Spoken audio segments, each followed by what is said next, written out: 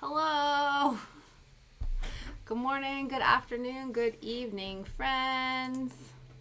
How are we doing today? My laptop is freaking out right now.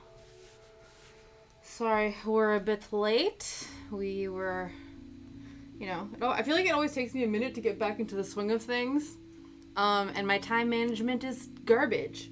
So, good afternoon, Saul. Hello, hello.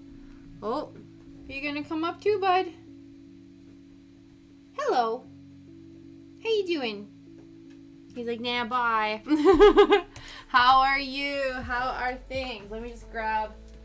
Oh, I don't think it's fully charged, but hopefully it's all right. Afternoon, Dej. How are tings? How are tings? Sorry, I have like a heat pad on my back I'm just readjusting. I have like a, I don't know, like a thing, a tailbone thing. It's fine, but I'm just rearranging. Just, there we go. It's good. It's fine. It's great. I'm wonderful. How are you guys? Things are good. The weather's being silly again. It's being really nice and then being really not nice all the time, but it's all good. Now this isn't fully charged, but hopefully she charged enough. So we are going to continue our miniature making, our Dark Castle stuff. We finished, well, the first thing we did is we cut out all the pieces and then we put together this little crate. But I checked today, my desk has been an absolute mess because I've been like, I had too many projects on it. And I think I was suffering a bit from the like messy life, messy mind situation. So I cleared my desk off a little bit. It's all just stooshed on the PC desk. So that's just a future Tasha problem. But this is clear. So hopefully that helps. But unfortunately, the little bird that we attached to this has popped off. So we need to reattach him before we continue doing what we're doing. But yeah. So we'll get right into it. I hope everyone had a lovely Easter, a long holiday. If you are somebody who doesn't work in retail and works on holidays. But to anyone who got some extra time off, I hope it was wonderful. Oh yeah, I forgot about the battery situation here. That's fine. We'll cross that bridge when we get there. But yeah, my Easter was good. My week was good. I told you guys Liam had the week off. So we hung out instead of me streaming for the week. And I say we hung out. We did. But also he got a lot of stuff done, like, outside of that. So, to be fair, I probably could have streamed. But I wanted the option for, you know, any and all the things. So that's what I did. But now we're back from outer space. I feel very scattered right now. Thank you. Yes, I'm happy to be back. I'm feeling good. I'm glad to be back. I do think I am very routine oriented. Which is now, it's funny because I'm anticipating when my whole family comes to visit and my parents are here for 5 weeks and I'm going to be on and off doing all these things and how maybe I probably won't have like time to stream or whatever and how that might be a problem for me. I'll see if maybe my family wants to collab. I bet my brother would collab with me. I don't know what we'd do. Maybe we could play some like old school co-op games together or something. And I do want to work on a sewing project with my mom, and so I'm sure my mom wouldn't mind being on stream. So maybe I'll do some family collabs next month. I'm not sure. We'll see. But we'll cross that bridge when we get there. Okay. I think the first thing we probably have to do is reattach the bird. And hope he doesn't fall off again. I've noticed that too, like on our Alice in Wonderland one, there's little leaves on a little like side plant that we glued on to some wire, and I keep noticing that the same leaves keep falling off. So this just might be the fate that we're in now. But yeah. But no, things were good. I was feeling a little, like I said, I was feeling a little scattered this morning. And Shadow was full of beans, so we did what we normally do in those circumstances and went for a forest jaunt, which was very good because he needed the runaround, I needed the greenery, and it was good. Except Shadow now, I guess because it's a bit warmer, it's almost like he's forgotten that, like, the sun is hot. And, like, when the sun is out, it's, like, warm and uncomfortable for him. So he's, like, but it's good because he keeps searching out shade, but he's really into not full-on going swimming, but just finding leg-deep bodies of water for himself and going in them. And then once he's cooled off, he then proceeds to get the rips and then gets, like, the super zoomies back and forth for a hot minute. So not only is he, like, soaking wet from the legs down, he's then running really fast in the forest. And, of course, it's all muddy and stuff. So he's just flicking mud, flicking water all over me, just living his best life. And that's fine. But it was very interesting. I think there was, like, 3 or 4 times straight into the water. Hates baths. But loves to just, you know, feet first in the water. But woo, that glue came out real fast. I'm hoping that because of this, maybe he'll be more interested in his, like, paddling pool this year. Because was it last year or a couple years ago, we got him a paddling pool. I'm gonna, like, just full on hold on to this because I'm a bit concerned about it not staying. Yeah, we got a paddling pool a few years ago, but he has to physically step into it, whereas all of the, like, creeks and stuff he can just kind of wade into. And so he wasn't using it, and he didn't like it at all, despite the fact that, like, we could tell he was warm. It was like, you can literally step in this and cool off, and he was like, no, seems sus. I think part of it was because one time we did bathe him in the paddling pool and he hates baths, so I think we have to work on having him disassociate the paddling pool from bath time. But if we can do that, I think that would be really helpful for him, because, like I said, it's only been, like, it's gone up to, like, 14, 15 this past week and been really nice and sunny out, which is great, but it's, like, it's tracked to be really stupid hot this summer again. And so if he's on the struggle bus for, like, you know, 15, 14 degrees, he's going to be in a world of hurt when it's like 28, 30 degrees, right? But hopefully this is a sign that he's getting used to ways to cool himself. Okay, so I've restuck the bird on here. We'll see if it stays. And we'll move on to the next bit. I don't actually know if we have, oh my goodness. I still don't know if we need this, so I've not thrown this out yet, but I've just been using it to mop up all of the, like, excess glue spillage. So hopefully it's fine. What was I gonna say? I don't remember.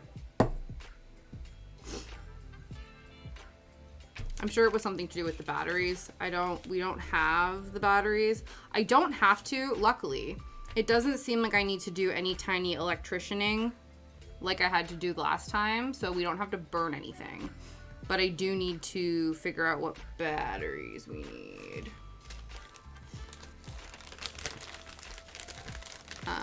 But yeah. I don't know.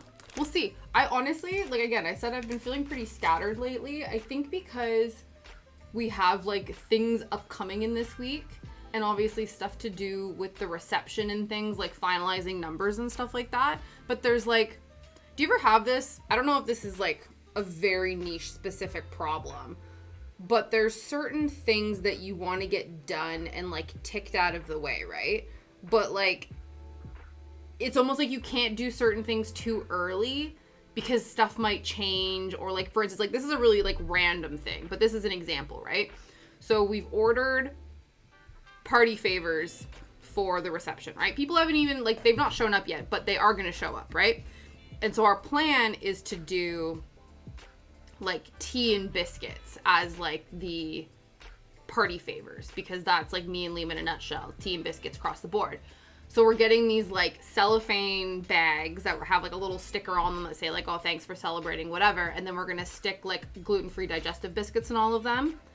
And so for me, I would like to be pre-prepared. And once they arrive, I could just sit here and shove biscuits into bags and have it done, right? But it's like you can't put the biscuits in the bags too early because then they'll get stale by the time the reception comes around. So you have to wait for an opportune time where you're not stressed the night before or whatever, but you're doing it enough in advance that things won't be bad, right? Another thing too, another random thing. This is me just being like, trying to give you examples, but this is why my brain, I think, has a lot of like things in it right now, and everything is like half done, and then that then makes everything feel cluttered because I can't officially put certain like thoughts to bed yet because the things are not complete. I can't check it off the list yet. The other thing is I would like to paint my nails. I might end up doing it on stream just because I know I'll have at least 3 hours dedicated time to do this. I'm not sure yet though. That's why I didn't make a schedule, because I was like, I don't know what I want to do this week. We'll just like, I don't know, we'll figure it out. We'll wing it. It's fine. But I want to paint my nails because this weekend is my brother-in-law's 30th birthday party, and then the like afternoon tea, like kind of low-key hen party thing that I planned for myself. And I bought a cute little outfit, and I would like to have corresponding nails to go with them. And now I hear what you're saying. You're like, bitch, just paint your nails. But if I paint them too early, then they will possibly chip, and then I'll have chipped nails when the whole point is to have nice nails for this event. So I gotta schedule when I'm gonna do these things. This is my brain. This is what's been going on. So those are just a couple of examples. But yeah. Okay. We gotta figure out, these are like 3-volt batteries. Let's see. I think on this little piece of paper here, I can read which ones they are. CR 2032. Okay, let me see if I have some of those. Give me a second.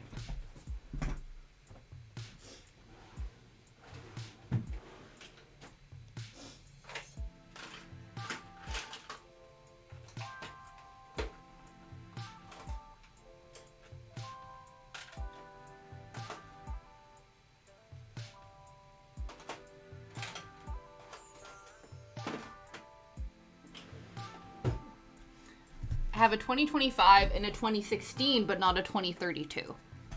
But I assume we can just, like, I don't think it's sealed away. So we can add the batteries afterwards. Because if this thing doesn't work, there isn't another one. So it doesn't really matter. That's what I'm telling myself. Okay. So let's collect the pieces we need to establish where this is going to live. And we'll go from there. But yeah, what else happened? I feel like it was so funny because even last night I was sitting there thinking like, oh, what do I have to talk about? I feel like I had a whole week off. I did a bunch of shit. I think. I'm like, what did I do? What can I talk to you guys about? So I was sitting there last night being like, I don't know what I did last week.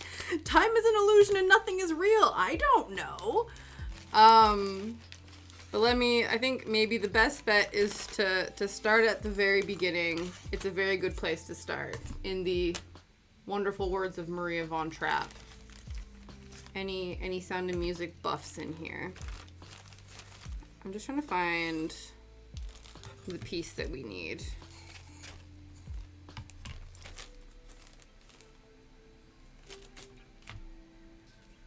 Wait, okay, B4.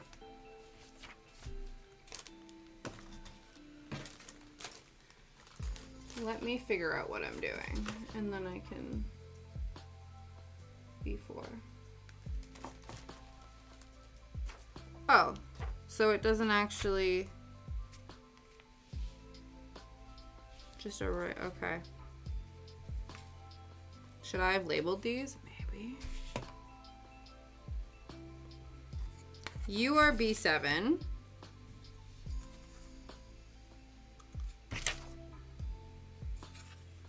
You are B2. You are B3. This looks like it could be B4. You are B6.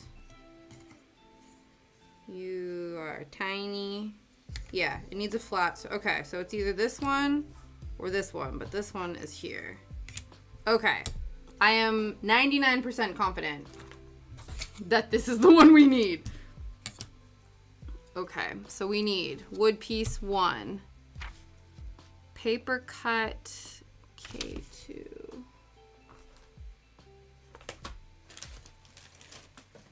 I did cut everything else out. We prepped everything this time. We decided to do a different tactic than usual.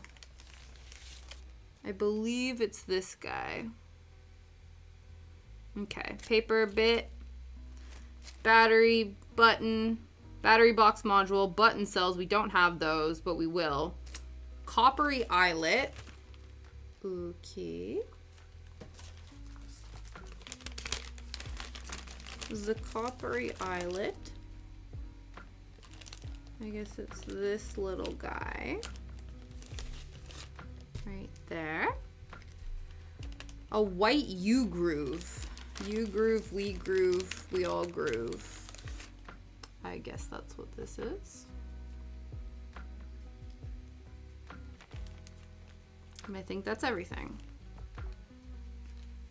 So we're supposed to unscrew this and test it, but we obviously don't have the batteries with which to do that. That's fine. Okay, but yes. What happened? Monday. We took Shadow to the vet because he had like his annual checkup. And he needed to get another vaccination. I don't know once they turn 2 if he's gonna need any more, but it's fine. So we took him there. He was a very good, brave boy. It was so funny though. He is a very shy boy. Cause the vet came over with the like stethoscope to like listen to his heart and stuff. And Shadow was leaning against Liam. And he was like, oh, you're very nervous. But, like, once he calmed down, then he could, like, measure the heart rate and, like, make sure. And he was like, oh, he's okay and stuff. But I guess when he first put it to his chest, the guy was like, ooh, whoops. Okay. So here's the inside of this thing. Hopefully it works. It doesn't look like it's sealed the best, but who am I to judge? Okay. Load the buttons into the box, switch on the light to see if it works properly, then tighten the screws. Don't pull the wires to avoid loosening the connection. Yeah, we will try not to pull the wires. But we can do this after the fact, I assume. And even if I don't, that's what we're gonna do. But yeah, so that was good. But then he asked us if, because we had mentioned how he was having like stomach issues. But they were inconsistent. So, like, he, you know, every once in a while I would tell you guys, like, oh, Shadow's thrown up. And then he would, and he, like, wouldn't eat his breakfast. But then other times he would, and he wouldn't. Like, it wasn't like it was consistent. So we're sort of explaining it to him. And he said, oh, like, could be... They were mentioning how sometimes in the morning he doesn't want to eat his breakfast. And he just wants to go outside and eat grass. But, like, not enough to sort of induce vomiting or whatever. And the guy was saying it could be that he's doing that because if he's eating... If the time between his last meal is in the morning happens, it could be that his stomach acid is like kind of, I don't know, like upsetting his stomach. And so he's trying to eat grass to almost like neutralize that. And then because his tummy kind of feels bad because it's almost like a heartburn situation, he then doesn't want to eat even though his body would benefit from having that like in his system. Do you know what I mean? So then the vet was like, maybe you should try feeding him a bit later in the evening. Because normally we were feeding him at 7 and 7, but like he and I, all of us, were quite, you know, lazy if we get to have a lay-in. So he wasn't eating until like 8, 8:30, sometimes 9. Though I say that, he didn't have his breakfast until after we came back from the forest. So it was like almost 12 by that point. But he wasn't, see what I mean? And then he wasn't complaining about it. So he wasn't upset about his stomach. He just didn't want to eat yet. So... Anyway, so we were like, okay, cool, we'll try that. The other thing, too, that we had read up or we had seen online, because greyhounds are, obviously, they're quite tall.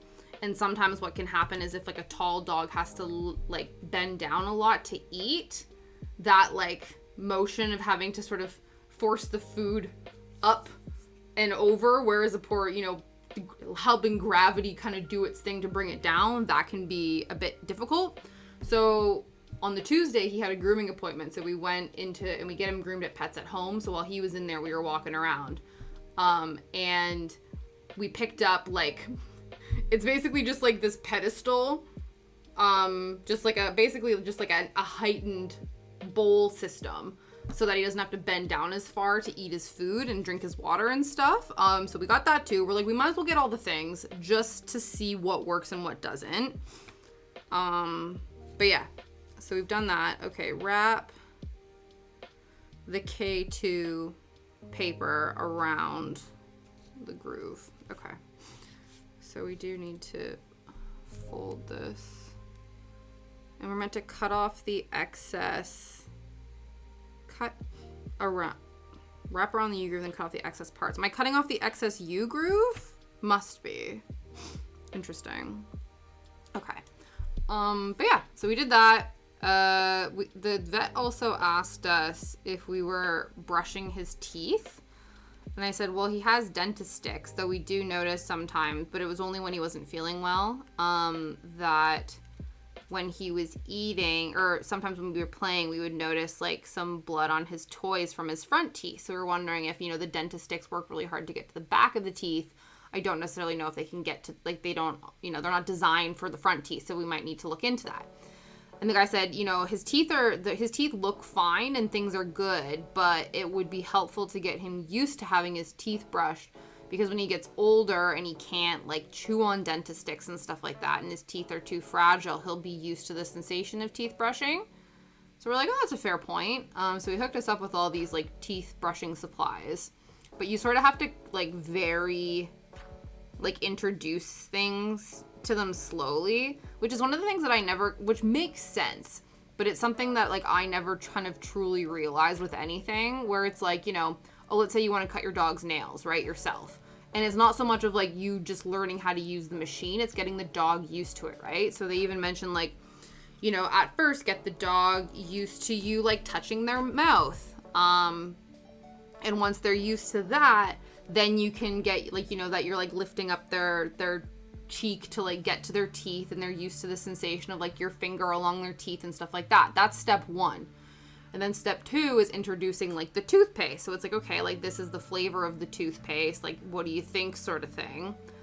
And then once they're okay with that, then it's about incorporating the toothpaste onto like the toothbrush or onto your finger or whatever, and getting used to that sensation. So everything takes like little steps to get them used to the situation, which is interesting. It makes sense, obviously, but it's like at the time, you know, you don't think about that. You're like, oh, we're going to give you a bath, we're going to do this. It's like, no, you have to get them used to all the different components before you like bring them all together. So that was interesting. Okay, wrap around this and then cut off the excess. Okay.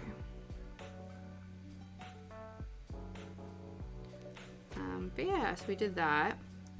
And then I don't know if I've explained to you guys my plight of trying, like, I'm just terrible at finding picture frames that fit the size of the thing that I need, which sounds like a really weird problem. And Liam thought I was like kind of full of nonsense, because he was like, I don't understand why.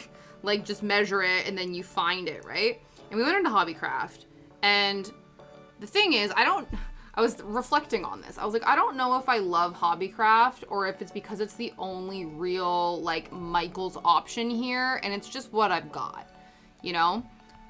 Because like Hobbycraft with their picture frames are absolute garbage. So for instance, I have this print, and I did manage to find something. I think I ended up finding something at Sainsbury's though, so I don't know.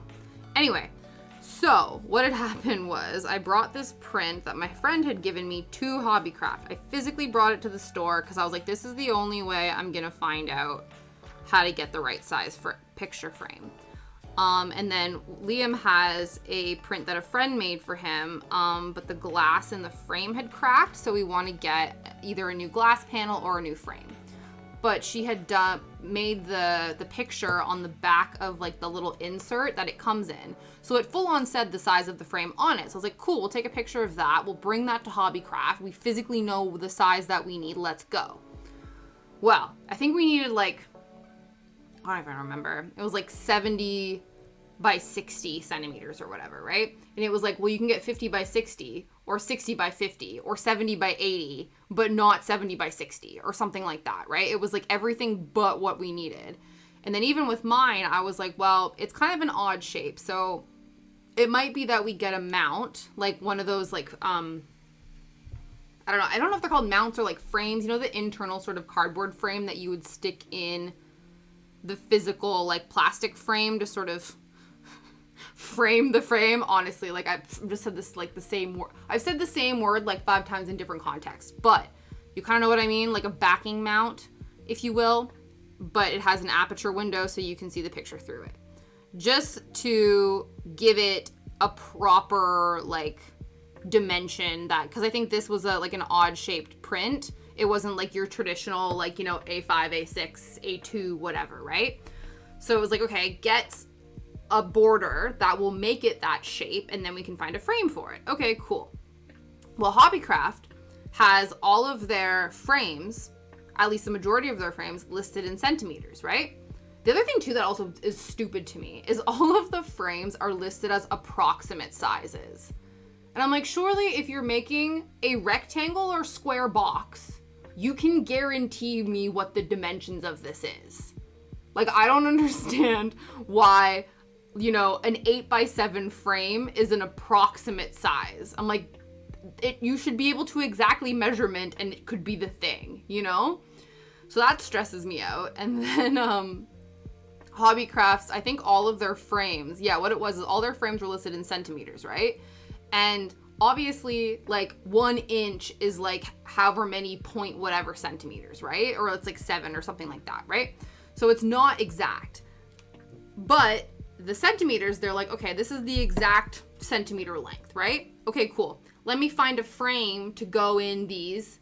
Well, aren't those in inches?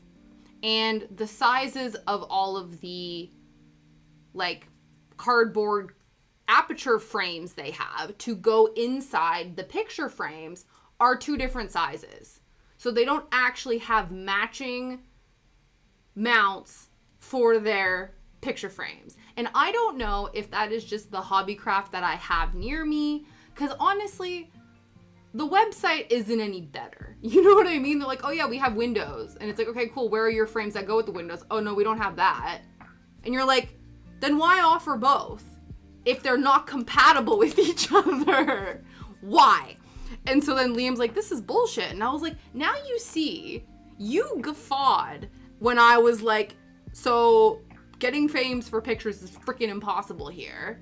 And he was like, that doesn't make any sense. Frames are frames. And I was like, now you know that that is not the case. Absolutely not the case. Oh, I was bonkers. But, so, we still don't have a frame for this picture that Liam's friend made him. But we just took the glass out and it still stays in the frame itself. So I guess we can just hang it up, like, without the bit of glass in front of it. That wouldn't be the worst thing. But yeah. And then we had to go to Sainsbury's to pick stuff up, and that's where I found a frame for this picture that I wanted. But I did buy the aperture window from Hobbycraft just in case I needed to use it for the frame if we found one at Sainsbury's. Didn't need to. Now I just got a random ass frame that I'm sure I'll find a use for it eventually, but these are my woes. Okay. Cut around the excess. So we need to cut off the rest of this. I put my scissors away. Okay. Let me get my scissors. Oh, and so this is really random. So the outfit that I got for the afternoon tea I'm going to, it's like a dress, and I thought it'd be really cute to get like a corset belt. So I have this like corset belt thing, and I think it's really cute, and it's like, but it's a one size fits all, which is fine, but it just means that it has like a really elasticy back. And so it goes on, but goddamn, like it takes a minute. It's like when you first put on like stretchy leggings and it takes a minute for them to actually like stretch to your body. So I figured if I wear this periodically throughout the week, eventually by the time I wear it on Sunday, it won't be so taxing to put on and off. So that's why I got this thing on. I'm hoping, to be fair, it actually feels like it's kind of helping my posture a little bit, so maybe this is a good idea. This will just be the posture belt for stream from now on. I'm not sure. Who knows? Okay, we gotta cut this now. And then I'm hoping I can just, oh yeah, boom, bitch. That was simple. Love when things are easy and straightforward. Famous last words. Everything's gonna be really complicated after this. Okay. So now,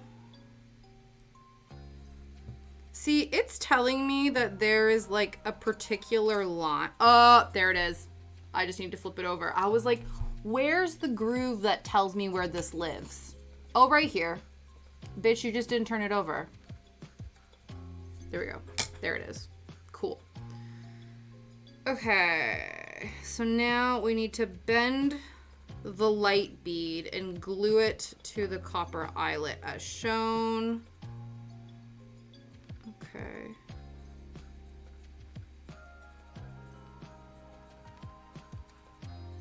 Ooh, that makes me nervous.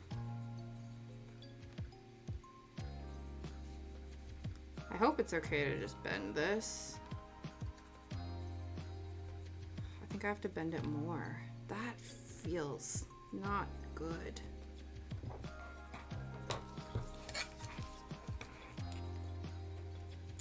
Okay.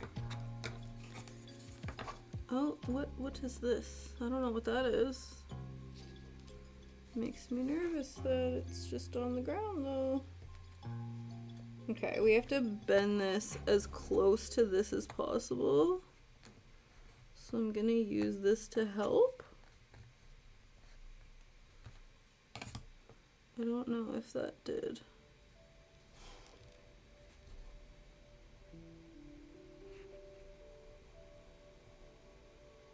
Oh, was that keeping this together? No, that's too tiny. Okay. Because this needs to be tiny enough to then be like flush with this. So I guess as long as this is flush, it should then be okay. Possibly. We shall see. Like so. And then just lining up what we're trying to do. Oh, right, it goes the other side. My bad. It's meant to like encase it.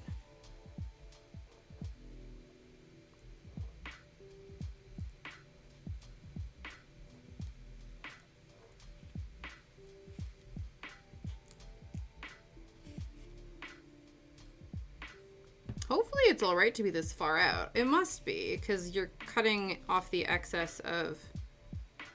Yeah, that should be fine. Do not go long. Do not go beyond the inside edge of the groove. Okay.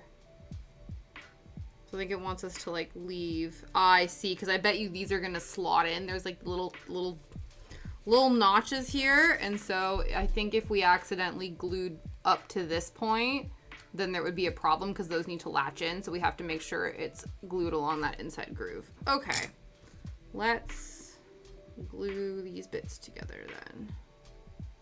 Though this is already kind of stuck in place. Did I need to glue it? I don't know. We'll add a little dab in the center, just to say we did. Ooh. But it seems pretty stuck. Like, I don't think it's going anywhere.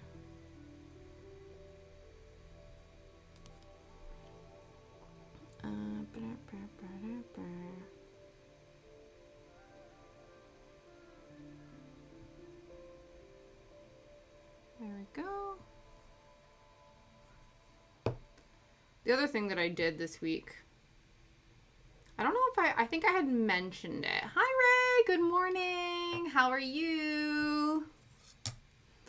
I think I had mentioned it, that I decided that I was going to start a cross stitch to gift to my father-in-law for his birthday.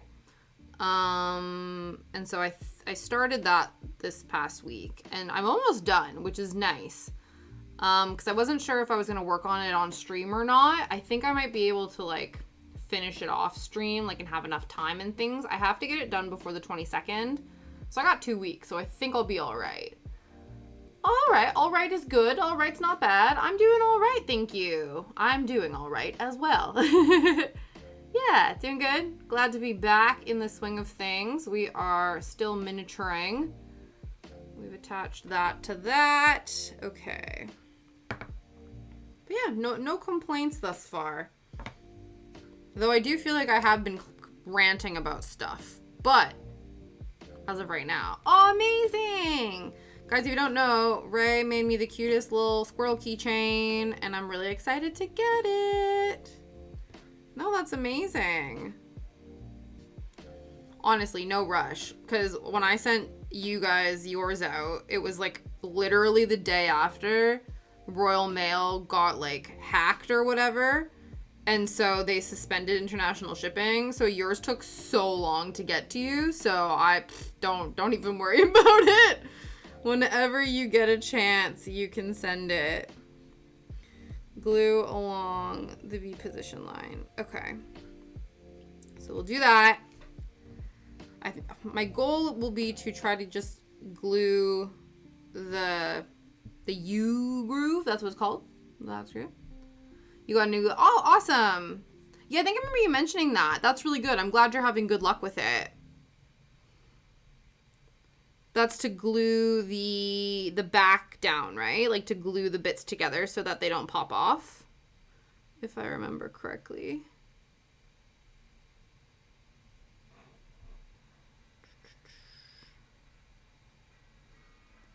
I don't know if because this is going on the glue, like on the paper that the U groove is wrapped around and not on the actual groove itself, if it's gonna be a problem, but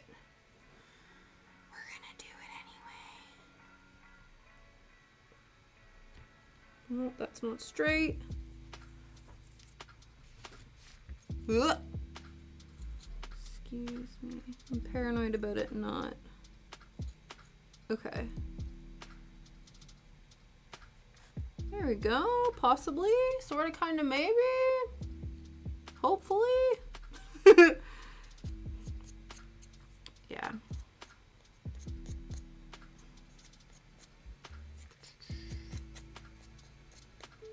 Yeah. Got to hang out with the in-laws during the week. That was nice. Went over to see them for Easter.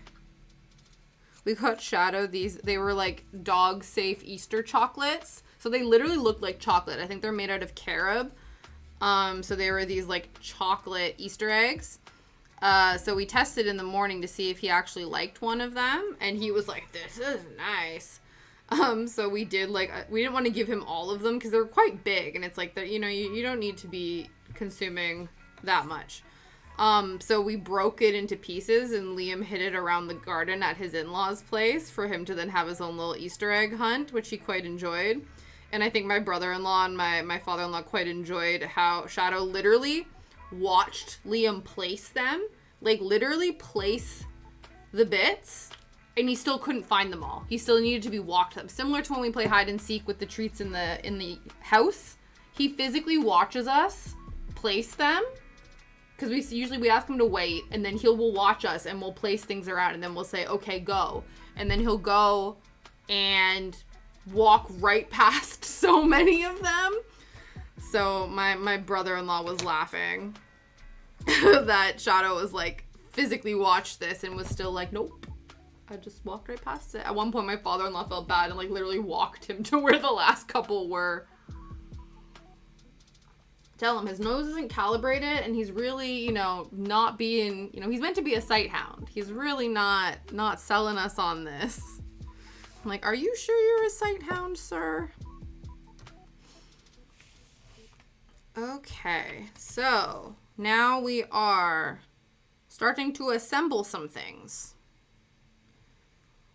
I've got to remember what's what now. So we're assembling some basses. All about that bass. About that bass. No treble.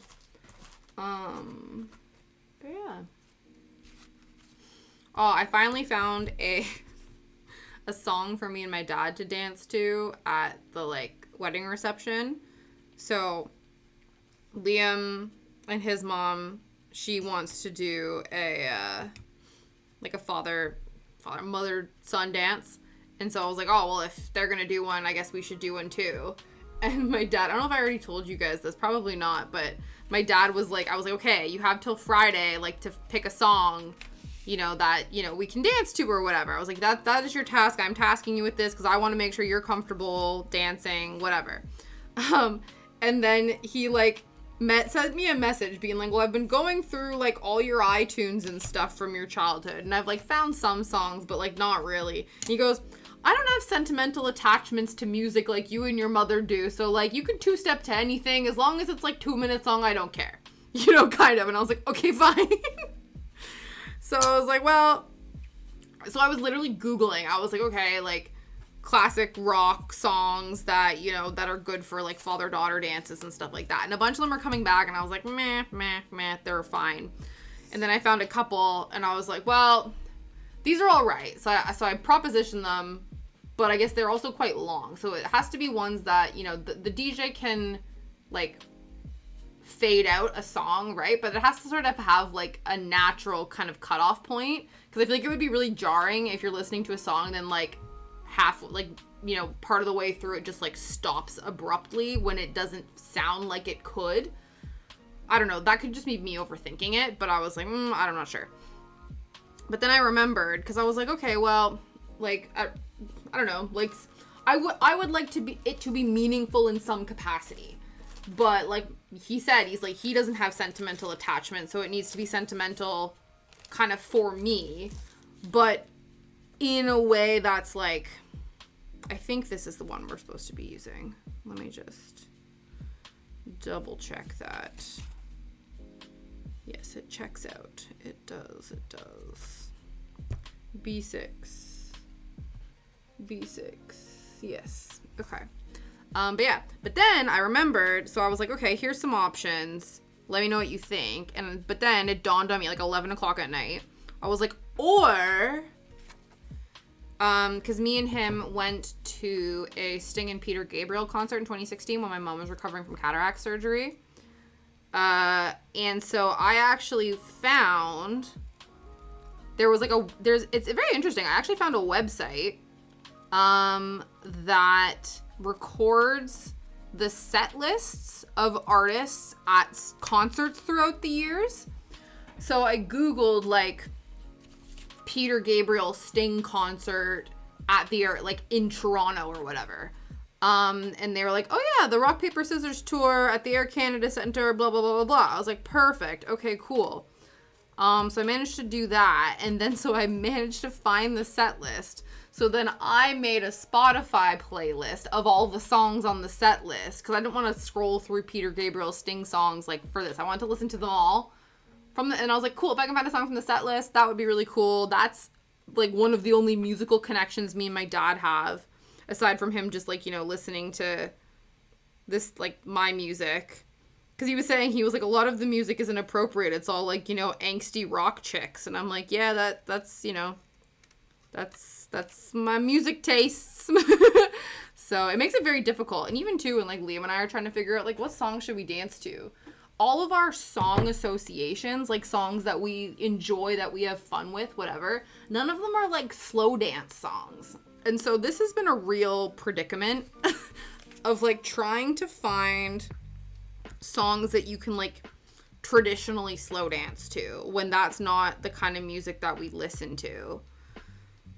But I managed to find a Peter Gabriel song called Your Eyes that actually has a natural fade out point at about the 2:19 mark, which matches the song that Liam's mom had picked for them, which is about a 2:30 song. Because that's the other thing too, a lot of classic rock songs, that would be songs I would associate, like music and artists I would associate with my dad. Those songs are like 5 to 7 minutes long, which is awesome from like a musicality perspective, but not when two introverts are going to be slow dancing in front of a bunch of people. Don't want to do that to a 5-minute song. My dad's like, why? So it was a difficult thing. So it's very difficult to find classic rock songs that are like 2-minute 30 to try to slow dance to. But I found one. I did. So I sent it to him being like, what about this? And he's like, perfect, 2.5 minutes. That's my girl. And I was like, okay, cool. I think whatever I chose was irrelevant. It was more that it was 2.5 minutes. So I was like, cool. But yeah, so that's one of the things I was doing yesterday when I was working on the cross stitch for my father-in-law. And I think that was the other thing too that made me realize like I missed streaming, and I'm really excited to be back at streaming. Cause like now when I do crafts and I'm not streaming, like I get kind of bored. And I was physically doing something. I was listening to music to find a specific thing, and even to like I'll listen to podcasts and whatever, but like I was just kind of sitting there being like, this is kind of boring. Like this is kind of like, oh, like it's kind of dragging. So you guys have changed me. Not saying that I won't ever craft off stream, because like, if the plan is to sell crafting creations at some point, I can't just do that all the goddamn time. Can't be worse than wanting Chuck Gracie painting pictures. Oh! Was that what? Yeah, did you guys, what was your first dance song, Dej? What did you guys dance to? Anyone else? If anyone else in the chat's married, had a traditional wedding where you did a dance, what song did you dance to? That's what I would like to know.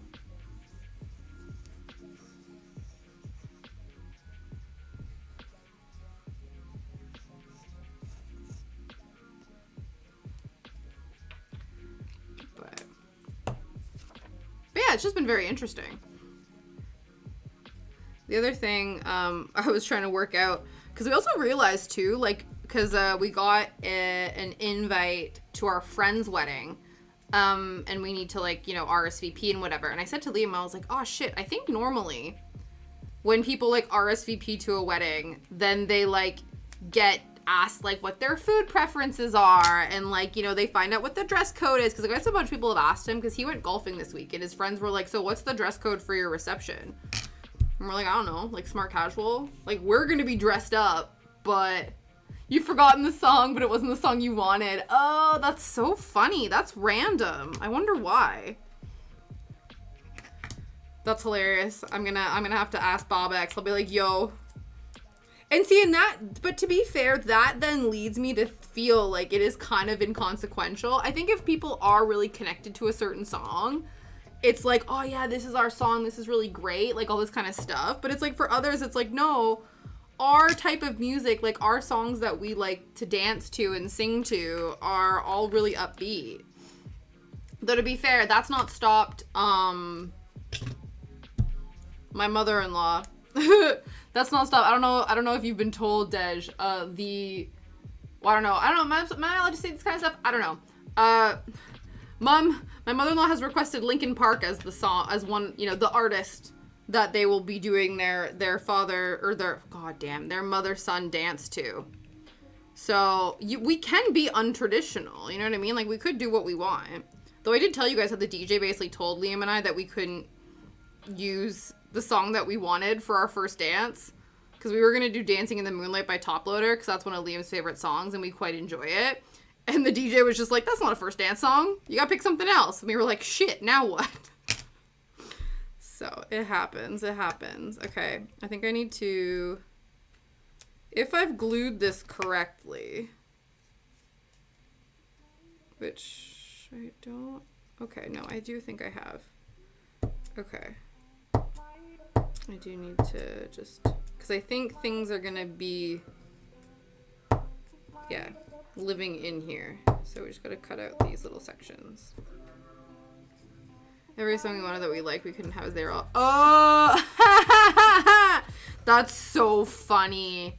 Yeah, it was actually really funny too, because I remember when Leo and I were thinking about different songs, and he was like, oh, because I was like, oh, we could do like Bryan Adams. I know you guys like it, and it's sort of like a tongue-in-cheek, like, haha, Bryan Adams is Canadian, I'm Canadian, that's funny. And he's like, oh yeah, what's that song? What's that I'm Gonna Run to You song? And I was like, that's about him running to the other woman in the relationship. And he goes, oh, okay, maybe not that one. So I was like, yeah. I'm like, that one's not. That's so funny. It's true though. You're kind of like, you realize all the songs that you like are maybe not appropriate for those kinds of moments. Did you? Yeah, it's a banger. It's a good song. But then when you're like, oh, maybe not appropriate. But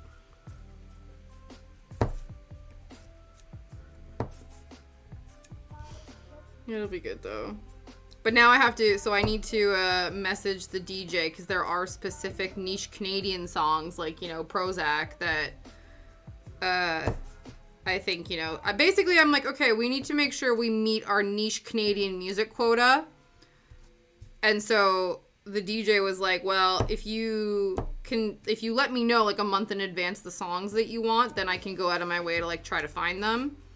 So that's on my to-do list this week. The other thing I need to do. So again, the other thing too, people are asking like, oh, what's, you know, the dress code, what's the whatever. And the other thing too is now I'm sitting there figuring out, because we're having burgers and pizza at the reception. And so I need to figure out, okay, who would want what. But I guess normally when people RSVP, they would tell you what they want. But I also need to follow up with the venue, because I'm a bit concerned that they might be like, oh, it's a wedding, so it's a burger, and then I'm like, it better not be like a slice of pizza. If it's a personal pizza, like, so I gotta ask, because I'm like, I know that my family can polish half a 12-inch on their own. So if you're gonna be like, oh yeah, one person will get, you know, 2 slices of pizza, or like a small personal pizza, we're gonna have to order more food. So I need to know what the proportions are to make sure that we know what we're doing. Because last thing we want is to run out of food. I feel like that's the worst. And I feel like there is always a risk with buffet style meals. If you don't sort of order enough, there's a potential.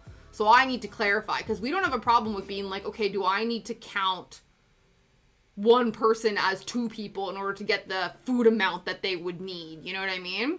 Hi, Pete. Hello. Happy Tuesday. How you doing? How are things? Did you have a lovely Easter? But yeah, exactly. The funs of planning. And this is why my brain feels so scattered right now. But it's fine. I think. I hope. Okay. What's next? Now we need to... This is interesting. I think because there's like a little, whatchamacallit? A little, like, drawer system in here. So we gotta make the little drawer. This is not small enough.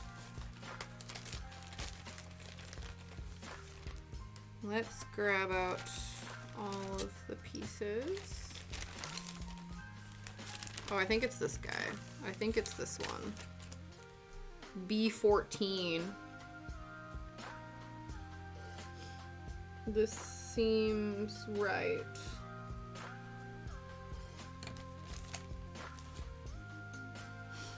I guess if it doesn't fit. Haha, it does. So it must be correct. Except it doesn't really fit. This isn't good. How? Why you no fit? Unless it's not. The whole, they line up. They just don't slot in.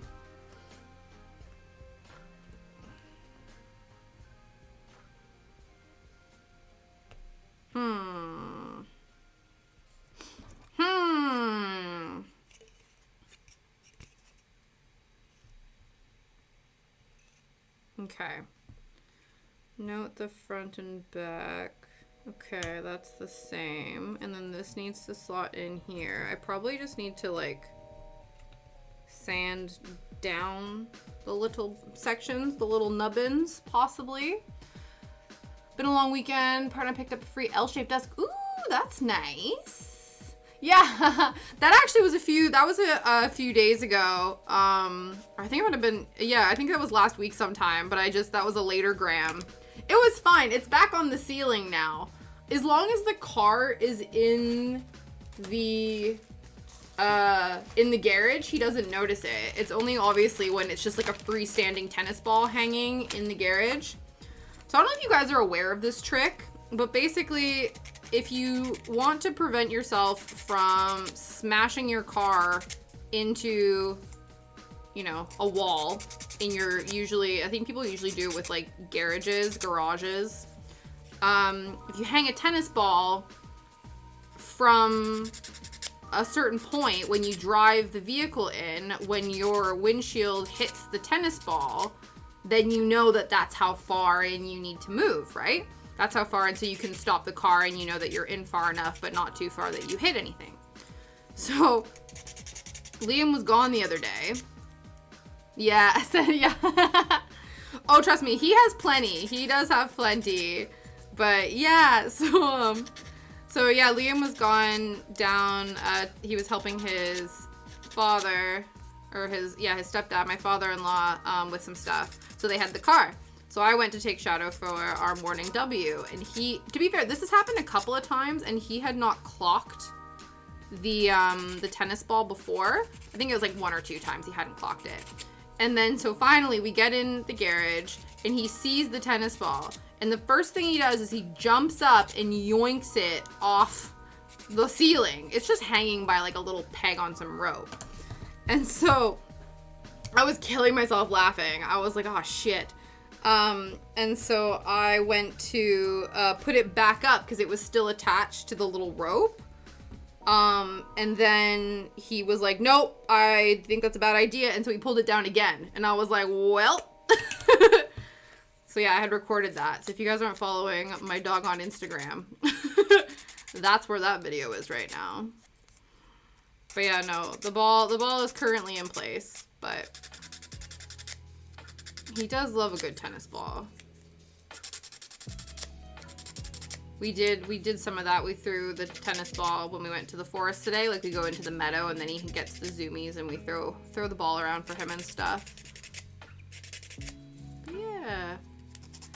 He is asleep in the bed right now. He was getting freaked out earlier. I think our neighbors are like, they were doing work outside or something. So of course Shadow had to be the nosy neighbor that he was and go investigate.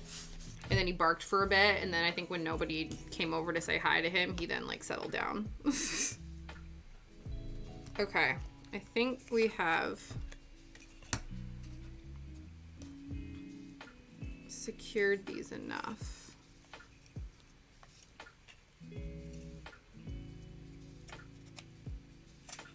So hopefully.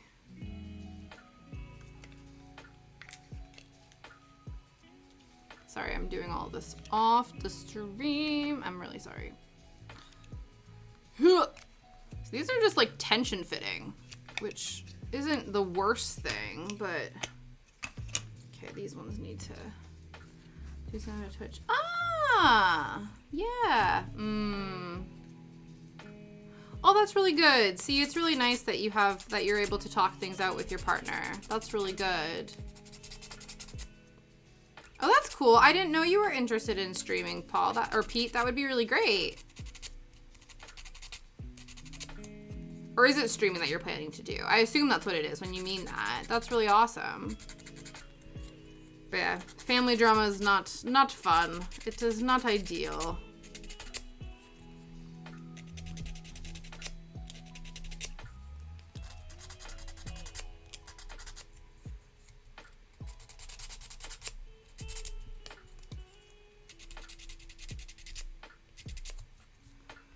Okay, hopefully. Are you gonna do the thing? This is what I was doing yesterday. So we're still in the process of, oh, Jesus. Finishing up our like table settings, tree settings.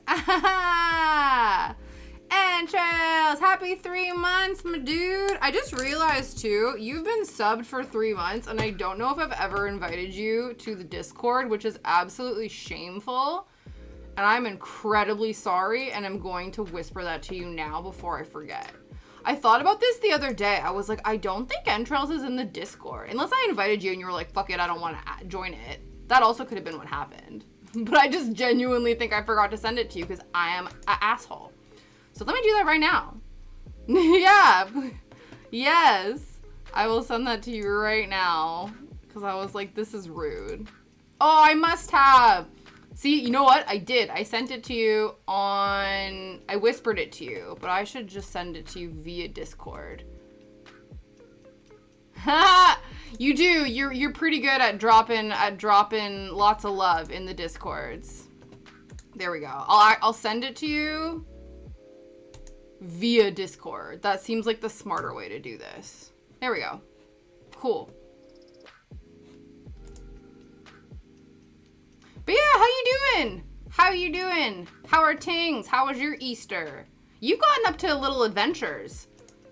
I don't know. I always like it. You seem to have been doing a bit of traveling and like going to cool places, and I always enjoy seeing them on the gram.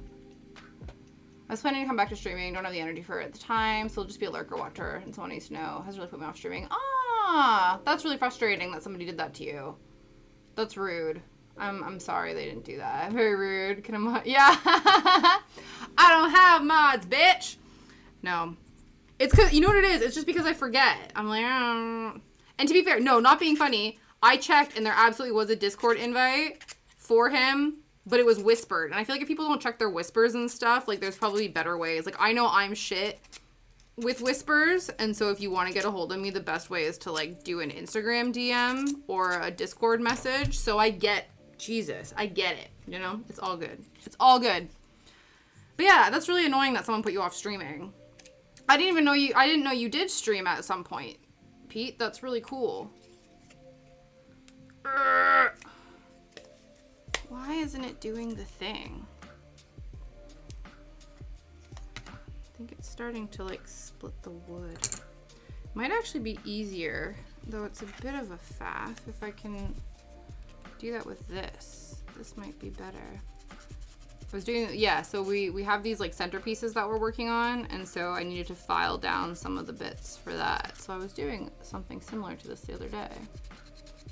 See, if I knew that these weren't gonna fit, I would have not glued this down first. My parents were visiting, so we took them to Seattle. Ooh, yeah, waterfalls in Portland. Oh my God, in like 5 days. It was wholesome and fun, but exhausting. Absolutely. Whoa.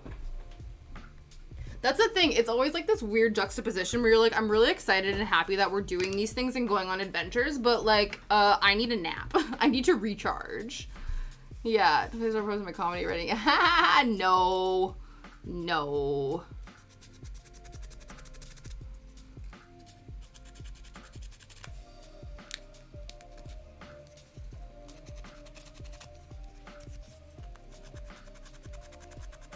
Hi, Cookie Defender. How you doing? How are things? Happy Tuesday.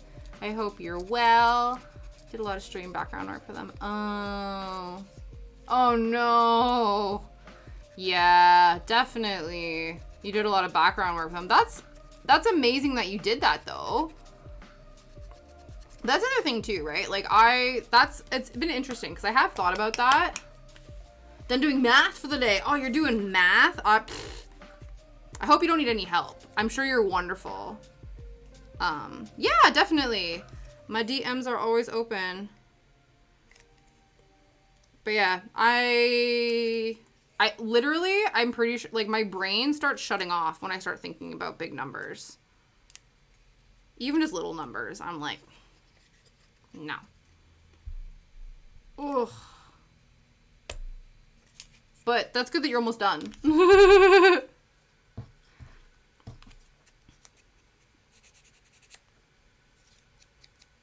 This is not working. Here we go. Hopefully. When Boston hired me to do my songs, I have to. Oh, you're doing math for work? Ugh.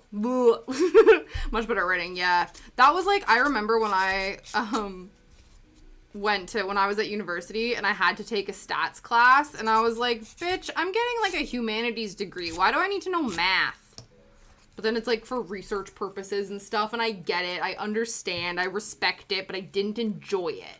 You would never do math for fun. Yeah, right? That's fair. That's fair. Just point these down. But is it like finance related stuff? Oh, I remember too.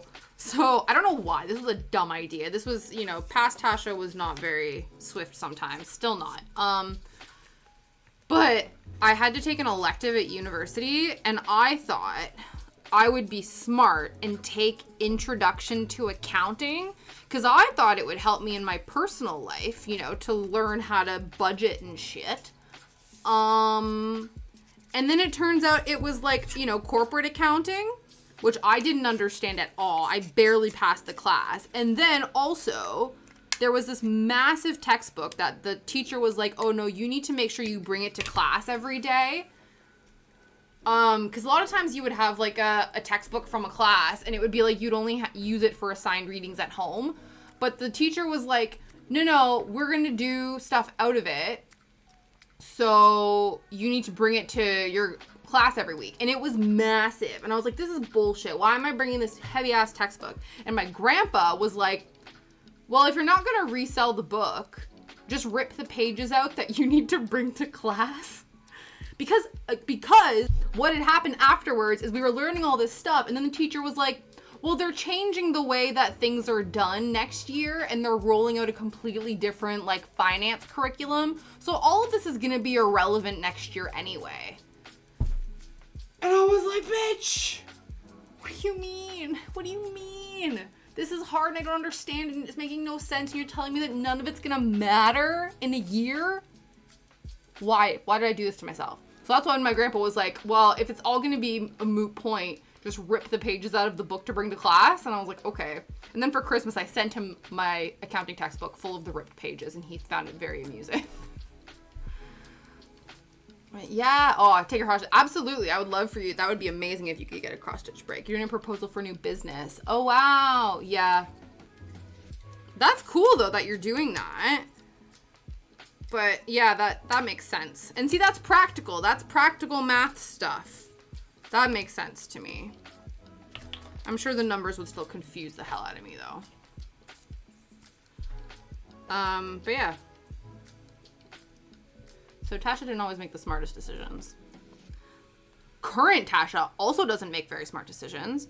Let me tell you about what my dumbass decided to do yesterday.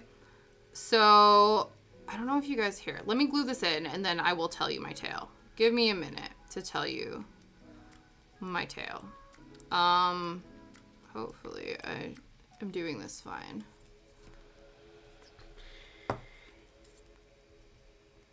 Note the front and the back. Okay. Right.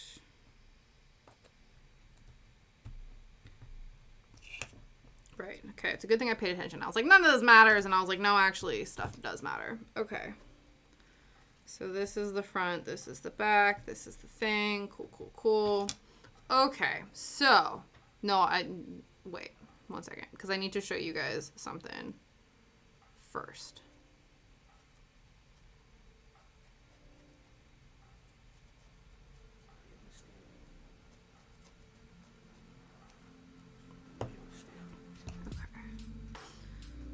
Glue this together. Hopefully it fits.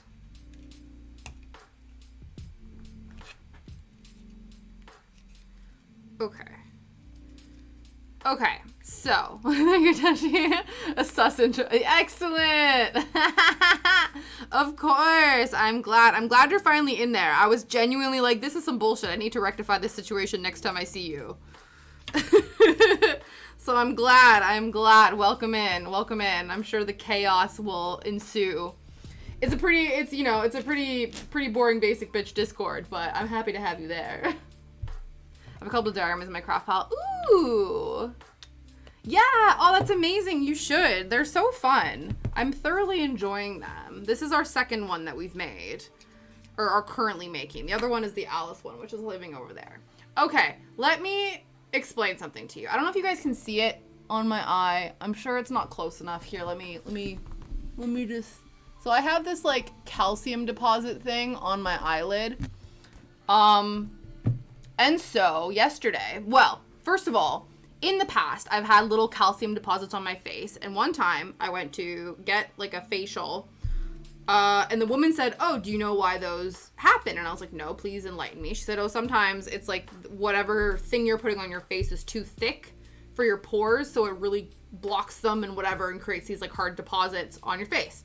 And the only way you can get them out is by taking, like, a really thin, tiny needle and, like, poking them to get the stuff out. And I was like, cool, cool, cool. Do you see where this is going?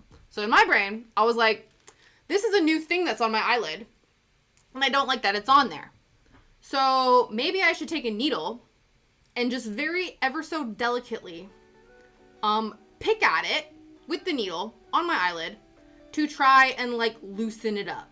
And eventually, you know, I didn't think it was going to all come out all at once, not like a zit or whatever, but I was like, if I could just get some holes in it, then maybe I could put some, like, salt water on it to, like, shrink it or whatever. I don't know. So that was probably the first dumb mistake. I'm fine, obviously. But the second dumb mistake was for me to decide that I wanted to do this first thing in the morning as soon as I got out of bed.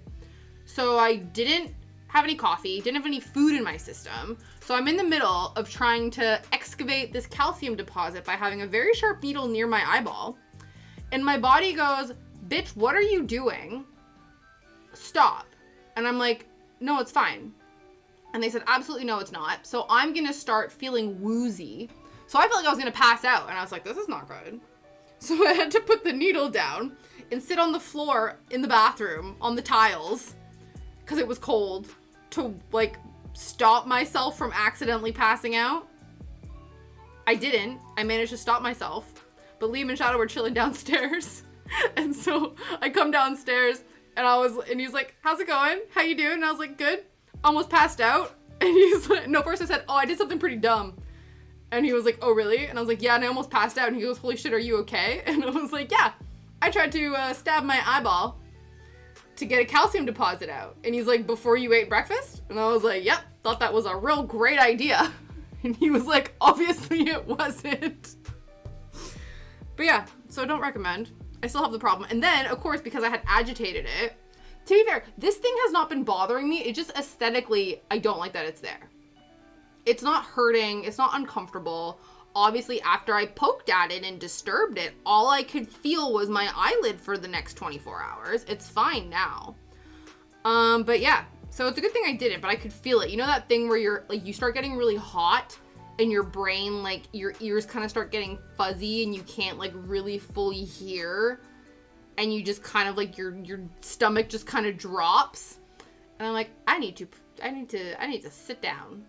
And they do the thing, I think, because I've done it before, because I used to always almost or pass out when I used to give blood and stuff, because my blood sugar, I don't have, like, I'm not diabetic, but it's almost like if my blood sugar drops, there's hell to pay.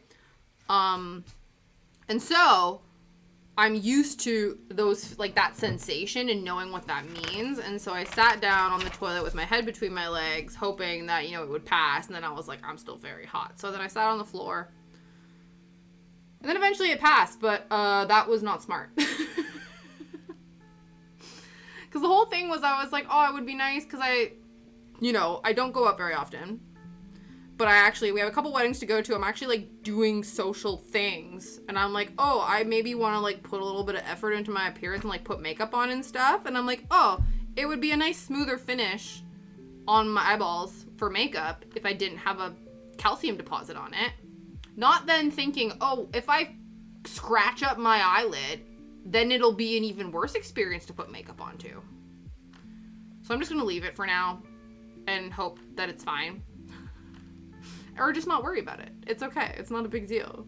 I'm sure you guys, when I showed you, probably couldn't even see it. It's probably not a thing that anyone can see. Just I know it's there. And therefore it bothers me. But hey ho. Okay. So now Remove the parts of the paperboard carefully with a knife by cutting knots to prevent damage. Apply glue to the bottom of the paperboards, then insert the machine and wait until they get dried. Okay, so now we get to start installing the actual diorama bits. So we need... I don't even know what time it is. What time is it? Time for you to get a watch. 4:30. Oh, loads of time. Loads of time. Cool. Wow. Okay. Okay. 4:22. Thanks, Pete. I appreciate that. My phone is a 24-hour time, and my brain doesn't work that way. My brain is like, what does 16 mean?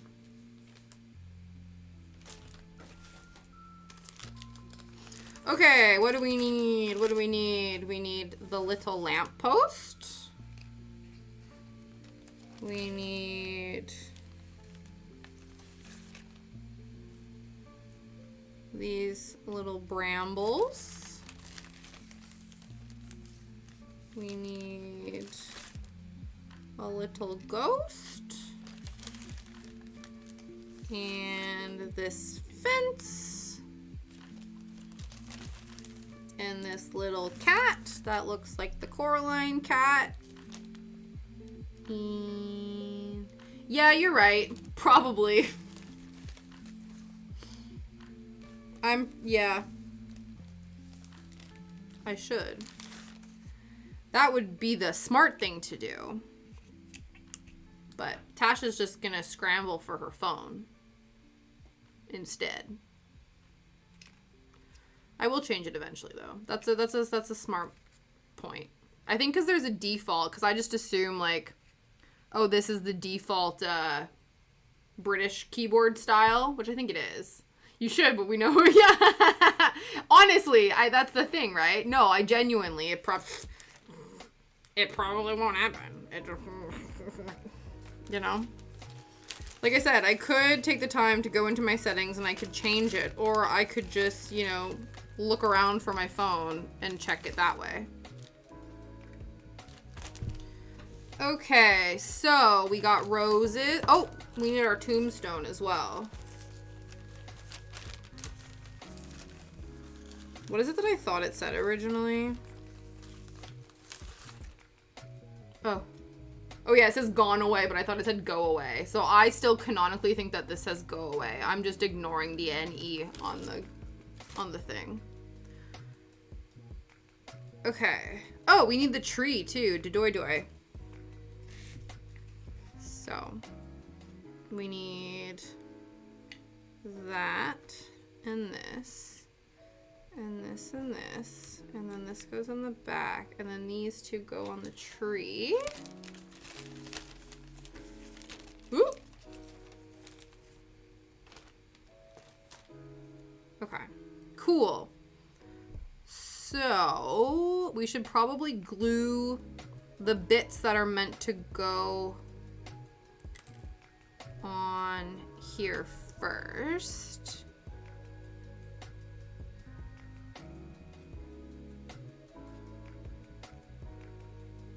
This is the one, right? Yeah. Okay. Cool. And then the ghost goes on here as well. So I think if we glue those on first, and then we can start slotting them in. I think some of them, it seems like they probably need to be filed down. Like, oh, we're not. Okay, cool. As long as we're gentle. I know 24-hour times due to my. Oh, okay. Yeah. I understand, like, it makes sense to just not have to specify AM or PM, to just know, like, oh, this means this means that. I think it's just like when you are taught to tell time from a young age and that just becomes the norm, then it is a thing that you, like, constantly have to question.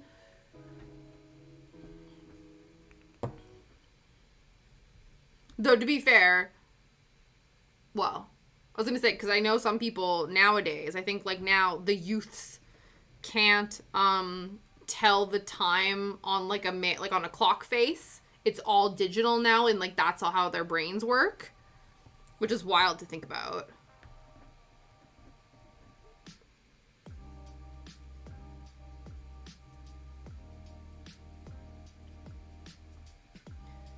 Like, I don't think people, like, because I know how there's sometimes people will say, like, oh, certain things are becoming obsolete or whatever. I know people had that thing about, like, cursive writing or all that kind of stuff because everything is so digital and, like, tech influenced now that a lot of that doesn't exist anymore.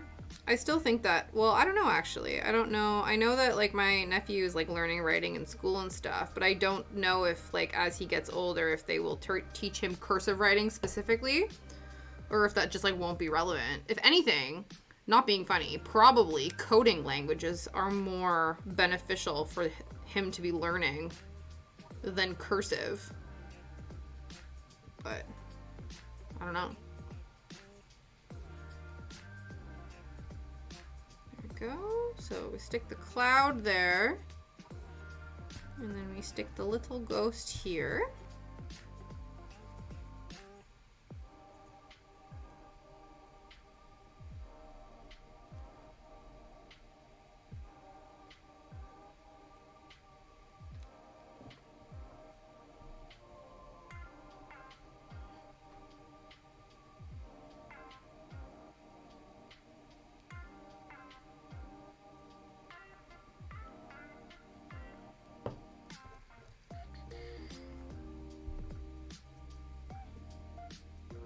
Oh, I did not have to put that glue up that high.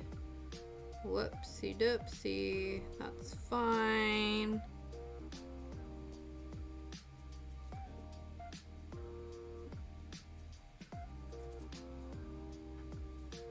It's annoying that he has like a little tuft on his head. You can't even really tell, but I think it's like from the cardboard.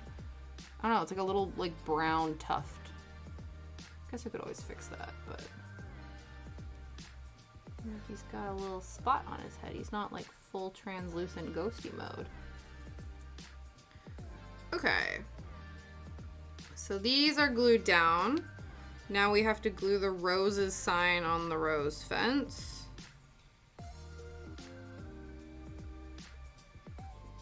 That's another song association. You know how we always talk about like there's certain terms or phrases every time you say something that it then reminds you of like either like a song or a show or a quote or something like that. Like my brain is just songs and movie quotes. So Roses instantly makes me think of the Outkast song. Anyone else? Which is really random because I feel like, you know, in context a lot of times like roses, just saying the term roses, my brain wants to go smell like poo poo poo. Yeah, roses really smell like ooh ooh ooh.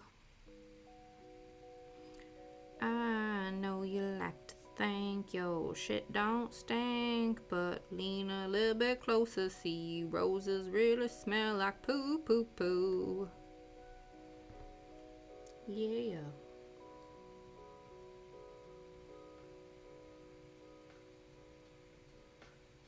Cool.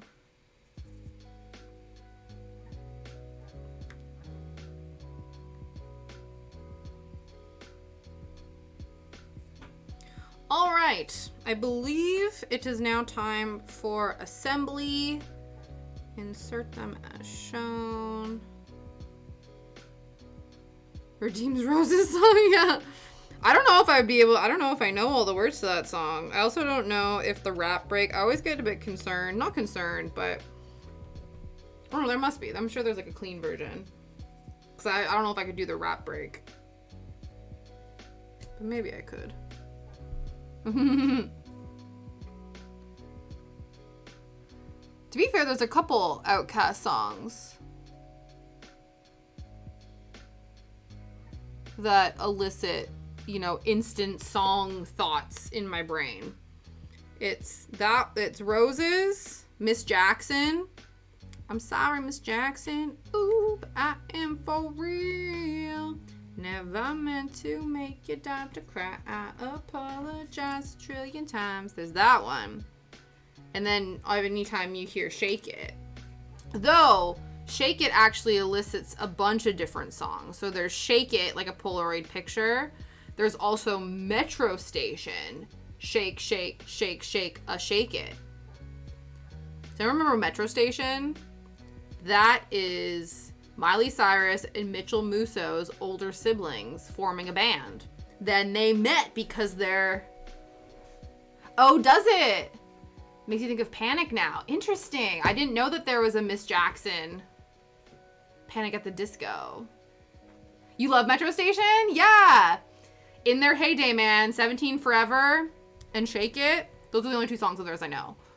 But I have them on my iPod. I physically bought them on iTunes. But yeah.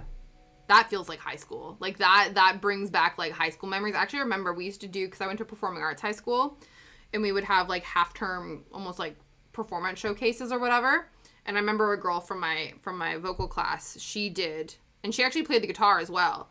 So she actually did a rendition of Shake It during our, like, one of our showcases. Live for that.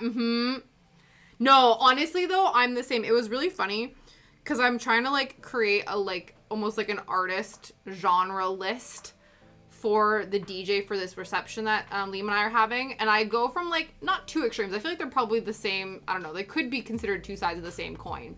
Because I'm either like bubblegum pop, like your Britney, your Christina, like the early 2000s bubblegum. Love me some Hilary Duff, S Club, all that kind of stuff, right? Or it's, you know, your Fall Out Boy, Blink-182, Metro Station, 303, Simple Plan, Sum 41. Like, I know that's a varying scale. There's like your pop punk to like pop emo sort of trajectory. I don't think I would put 303 and Sum 41 in the same category, but like the transition between the two, it's a slippery slope, you know what I mean? But yeah, no, absolutely, absolutely.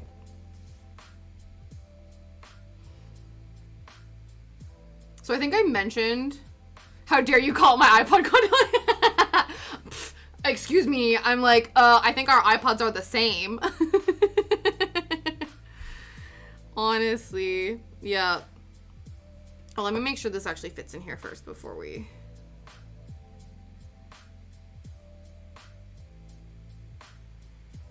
But yeah, I think I had mentioned when the guy was asking, like, what sort of music we liked, and I had mentioned Fall Out Boy, and I think he was kind of like, oh, you know, if it's not... I don't think he knew who I was talking about. He was kind of like, oh... Because he always tries... Which I think is really noble of him. He always tries to play, like, the clean versions of song.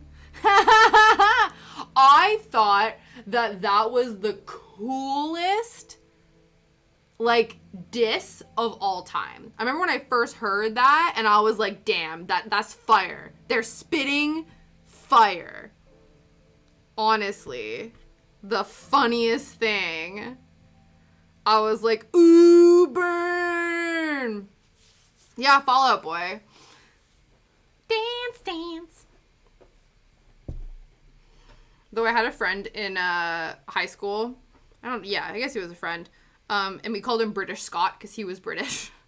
And he really liked My Chemical Romance and Fall Out Boy. And I think because he was so obsessed with it, I was like not as obsessed. I remember one time we would sit in this hallway. Use once in a sentence with someone. Really? You feel so cool. That's always the best. I always remember too, that was one of the things that my friend said when she was in primary school. And what felt like the ultimate diss was there was like a boy who she liked who didn't like her back or whatever, and she was obsessed with Hilary Duff, so she confidently walked over to him and was like, "You're so yesterday."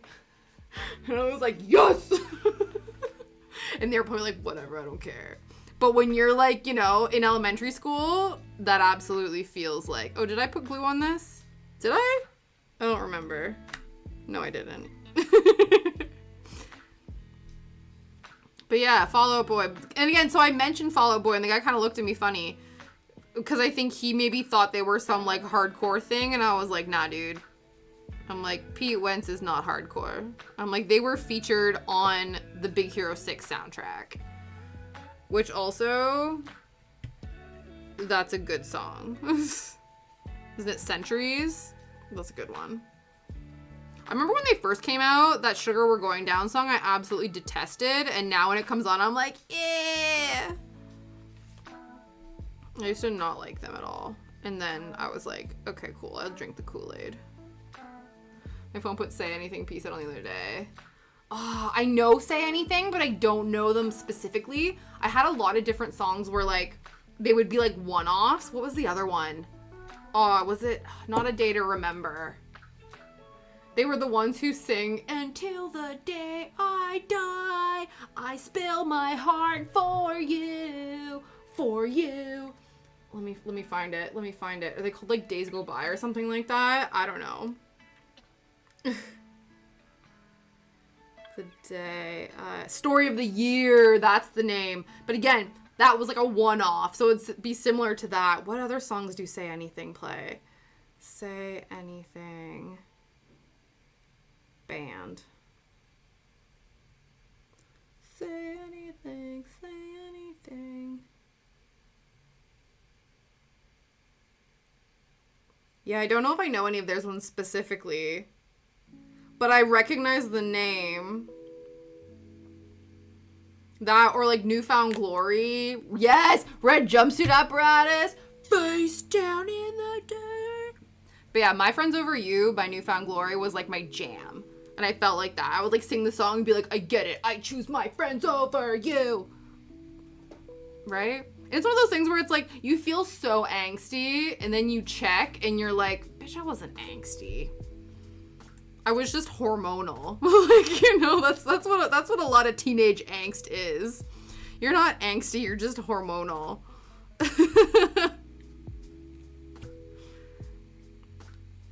Yeah, I would. I'll have to listen to it. It was actually really funny. I think I told you guys this, where like, because every once in a while Liam will listen to things on Spotify and he'll come across a different song. And so he came across one. He was like, oh, I really like this song. Like, you'll have to listen to it. I really like it. And then, because he was listening to like a heavy rock or a, honestly, right? Yeah. Mm-hmm. Cookie, are we the same person? Are we the same person? Yes. Little suburban white girls thinking they're so edgy. Absolutely. So funny. But yeah, and so he was like, oh, there's this song, I think it's really cool, you should listen to it. And so the first one, and then he did another one. But the first one was AFI, Miss Murder. So they must have not crossed over the pond, because every once in a while he'll be like, oh, this is a really cool song. And I'll be like, oh, that was definitely my jam. Again, AFI was another one that was like, a couple songs were like big. But yeah, Miss Murder was another one. And he had like the emo side sweep to the extreme. He had like the long hair emo side sweep, the lead singer of that one. That one was intense. And then the other one he came by, this is like less emo, but it was just more hilarious because again, it's from the same time period. He found another song. This was months later. And it was Paralyzer by Finger 11, which is a Canadian band. And I was like, as soon as, it was so funny because I had this song on my iPod when I was in high school. And so I just heard the first riff, like not even 2 seconds in. It was like, brrr, brooch, brooch, brooch, brooch, and I didn't even get to the drum beat. It was just the twang of the guitar. And I was like, this is Finger 11, Paralyzer. I know this song inside and out. And he was like, oh shit. And I was like, yeah, dude. I'm like, you're just finding shit from my childhood. And I'm glad, because that means that you're like, oh, I like the song. And I was like, cool. Childhood me and you. If we were babies and we met, we'd be friends. But yeah, absolutely. Boys Like Girls. Yeah! No, Boys Like Girls. There was a couple of girls that I knew in high school who absolutely, I think they had Great Escape as like their ringtone. And I feel like I kind of got on with them, but like not really. And so I was kind of like, I do like this song. To be fair, I had them both on my iPad. It was Boys Like Girls. It was, what was it? The first one was The Great Escape. Oh, and Love Drunk. That was the other one. Those were the other two. I used to be love drunk, but now I'm hungover.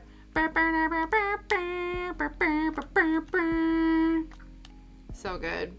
Metro Station, Cobra Starship. Yep. They were like, the only way to describe all of those is like peak MySpace. Like that's the genre. You know what I mean? Like, I don't even know. Like, if you don't know, it's kind of like, yeah, guys, like just the best way to summarize it is it was peak MySpace. And if you don't, like, that's just the way to summarize it all. See, I didn't like the Fray. They were just so whiny to me. We had an exchange student live with us for a few years, and I hated, the Fray came on, wasn't it like, or I think Snow Patrol too, like the chasing cars and stuff. But one of those songs came on, and I was like, bleh, change the channel, and he was like, no, it's the Fray. And we're like, shut up, Dory, no one likes the Fray. It's the Fray. No. Oh, it was How to Save a Life, wasn't it? Where did I go wrong? I lost a friend. Somewhere alone. See, this is why, like, I don't know what music, I don't know what new music is good right now. I don't know what's going on. It's true. They were peak wine. I feel like Dashboard Confessional was another one that was like peak. That's what it was. Yep, I think that's what it was. It was because it was a Grey's Anatomy song. Yep, Grey's Anatomy song.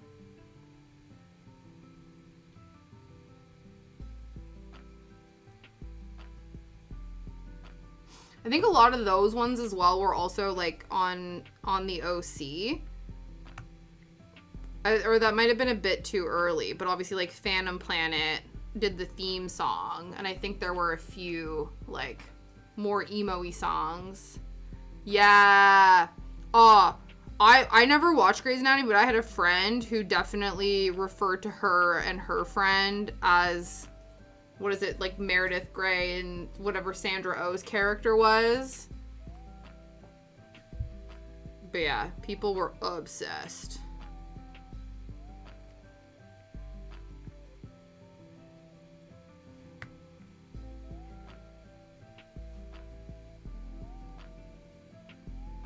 Okay. Woo! It's so random. I don't know, like, it just seems, because I feel like ER and General Hospital and things were on for years, but it's so bizarre to me that, like, Grey's Anatomy had such a chokehold on everyone. And even if you didn't watch it, because, again, I didn't watch it, but I knew who McDreamy and McSteamy were, and we actually had, me and my best friend had code names for different teachers we thought were attractive in high school, and we called them McDreamy and McSteamy. Yeah, I like Vampire Weekend. Again, it was one of those that wasn't very often. I think, you know what it was? I liked Vampire Weekend because they were featured on the Nick and Nora's Infinite Playlist soundtrack. So I don't know if you guys know that movie. It was Nick and Nora's Infinite Playlist. It was originally a book that I read that I was obsessed with when I was like a teenager, a youth. And then they came up with a movie adaptation with Michael Cera and Kat Dennings, and then I was obsessed with that. And the soundtrack was killer. And so I have the soundtrack. Yeah. Exactly. You were aware. Mm-hmm. You're like, I can communicate with you based on the knowledge that I have gained through osmosis. To be fair, that happens to me with a few things. Like, that happened to me with a few different shows. People be like, oh, you know that thing? And I'm like, I am aware of it because I am a person on the internet. But I don't actively participate in the fandom or whatever. Too busy reading Anne Raisin anime-based fanfic. I love that.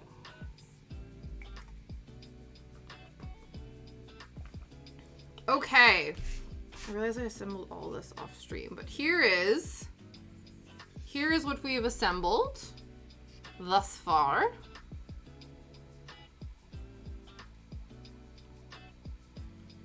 So now I just wait for it to dry, and then we need to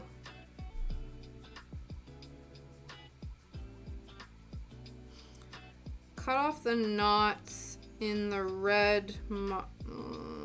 Okay. Okay,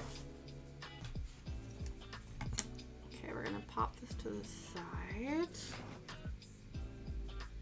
This is also going to the side. Ooh, boop, boop, boop, boop, boop. Okay, so we need this guy. Oh, I see. A little bit. Cut off the knots in the red marks. I think it means these bits, but is it supposed to pop out? It doesn't look like it. So I'm confused. We'll do what it says, but I feel like then shit will break, won't it? I don't know. We'll find out.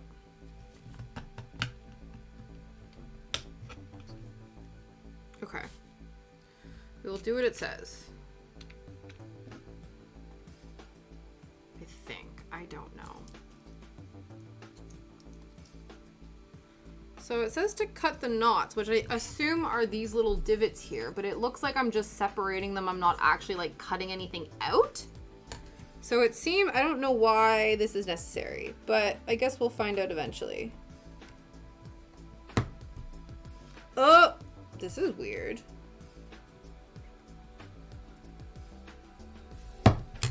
Is this supposed to be like the way it's cut? Ooh, is this going to be like a loosey-goosey thing?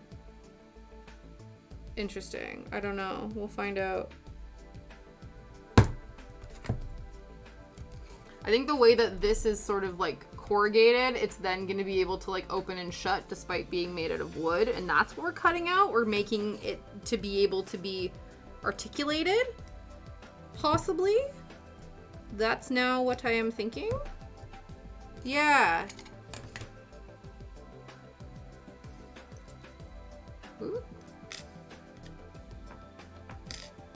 Check it out. Yeah, so it can like move, but not crazily. I don't want to do it too much because I don't want to like rip it off or whatever, but okay. Interesting. All right. Now we gotta glue the background on, but not all the way.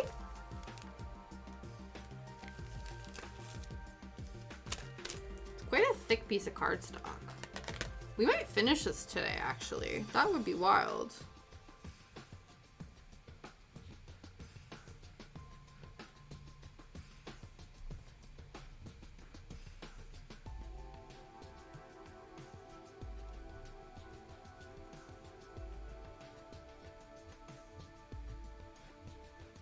Okay, so we're meant to glue this down, but like this part, it doesn't want us to glue because we're gonna hide wires behind it. Okay, it's kind of thick though, so I don't really want to like bend it. Okay, okay, it's fine, it's fine. So we'll glue up to like here, sort of, kind of.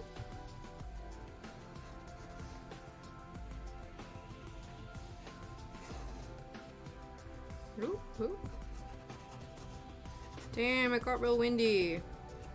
Thankfully, like it's meant to rain all week, and it is now, but luckily in the morning it seems to be like the weather is like, okay, I'll be chill for the morning when you need to go outside and do stuff.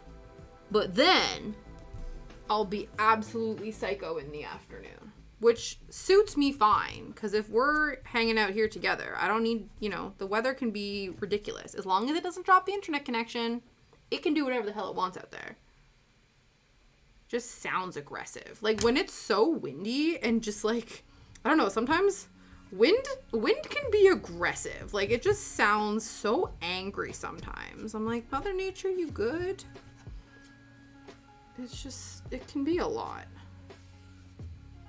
Okay, cool. So now we need to create like a little handle. Are we gluing anything?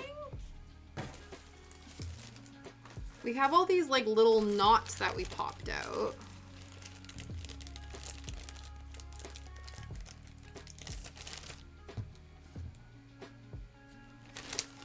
Do we need all of them?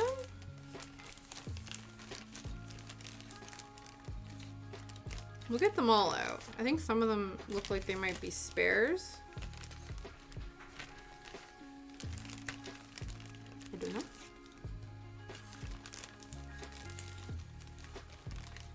Oh. Thought maybe he was gonna come and say hi, but he just got up, shook himself off, and then turned around and laid back down again. You good, bro? He's like, whatever. Okay. So, let's see. Yeah, I think they are extras. So we have this little dude. That's G16. Aw, thank you.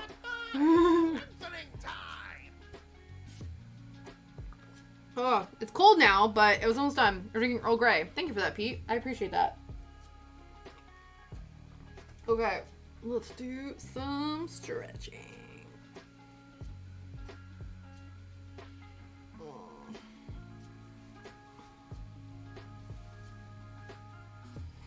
But yeah, so there were extra pieces. So we have B8, 16, 17, and 18. To make like a little lock, it seems.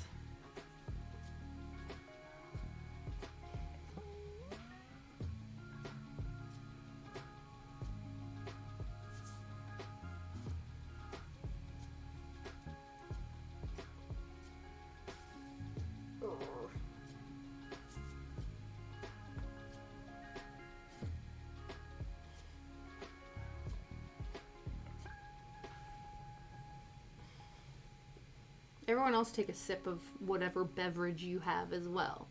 If you don't have a beverage, go get one. Go stay hydrated. There we go. Tea drunk. Check, check. Stretching done. Let's just... Okay. I like to cross my legs while I'm working, and then I accidentally bash my knee on like the mount for the camera and stuff. It's fine. You know, I just we're good. Okay. Next round. Okay, this guy, and this guy.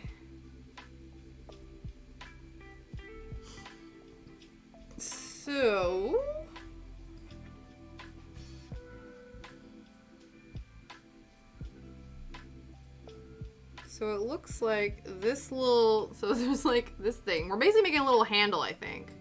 So here's a little nub here. And then the idea is that when we rotate it, we can then use it to open and shut this little door, it seems. So this is like a tension fit thing. Okay. And this... I feel like I probably should be gluing these components. I don't know.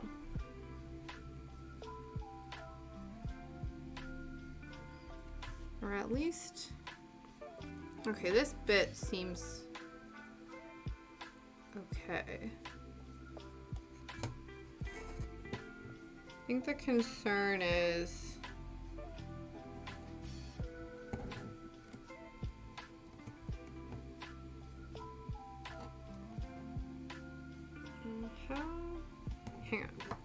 hang on.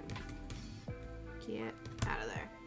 So if this is meant to, how far down is this meant to go? Yeah, I do think I need to put some glue, but I think the kicker will be to ensure that I don't inhibit its ability to rotate. So I don't get the glue stuck in the circle, if that makes sense.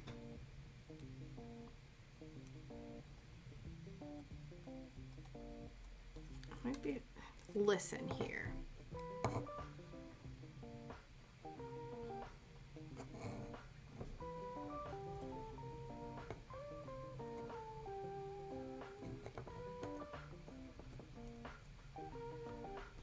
Yeah, so if I push this all the way in, and then we dollop a bit of glue and hope it doesn't overflow.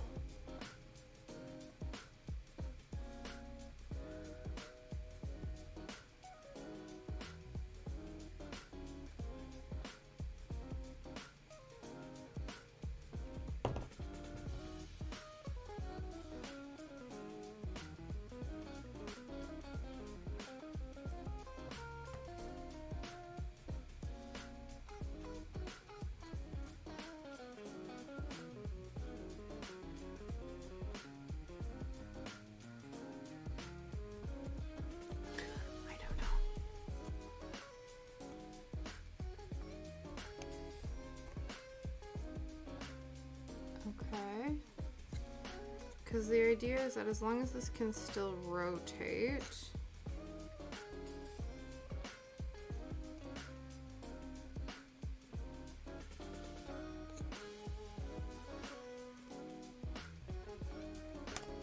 sure.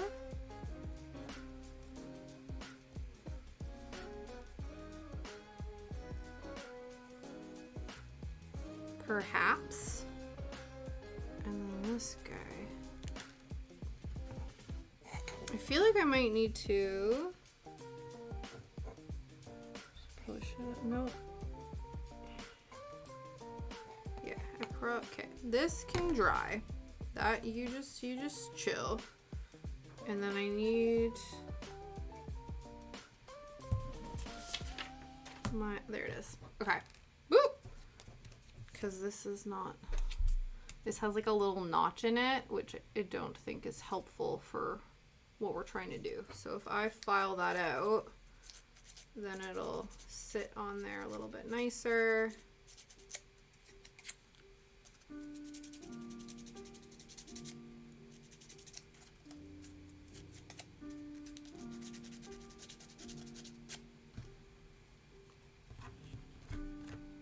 Okay, now let's see.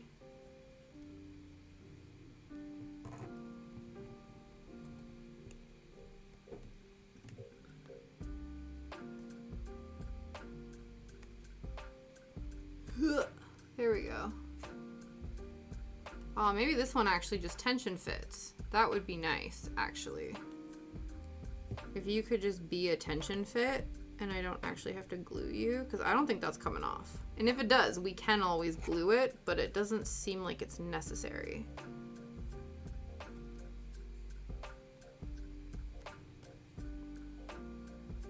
Okay, rotate to open and close. Yeah. So see, we can open it and then we close it. Cool. That's not focusing for you to see that, but just trust me that it is. Okay. So now we have to attach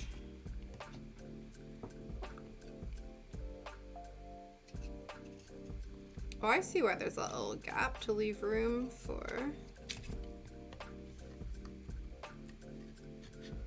that. Oh, do I need to file these down?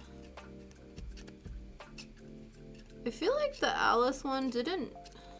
They just fit. They just fit like they were supposed to, and we didn't have to put up a fight about it.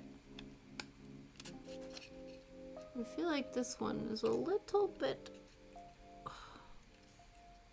more of an asshole in that regard. Okay. We'll file these down.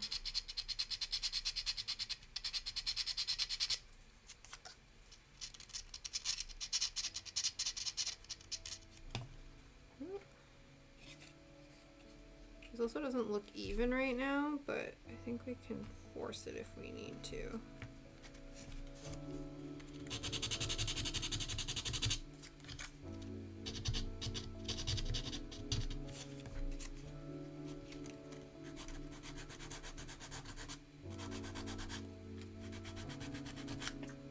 Just to like take the edge off a little bit. And then hopefully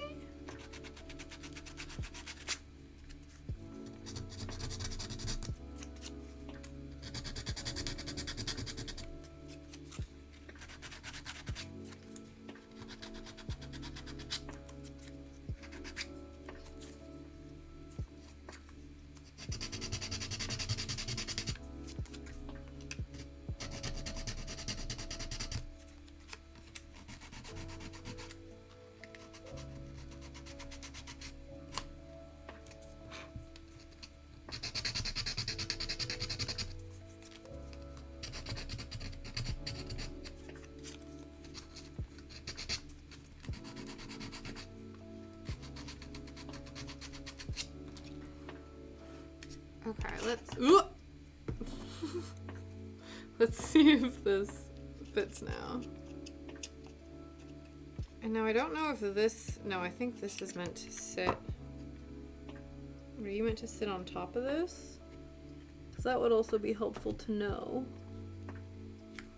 where this base is meant to lie as well. These do not look like they fit.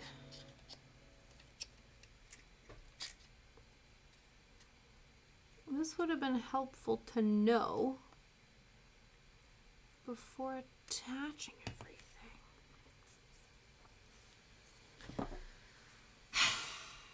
Rude. It's very rude that this is not. Okay, yeah, and this isn't even supposed to... Oh, jeez. Oh, jeez, Scoob. Uh-oh. Now I moved this, and I don't know if I was supposed to, but I feel like this is meant to... Yeah, it's meant to be flush. So if you are not being flush, then we need to change something. So you are meant to slot into this. And then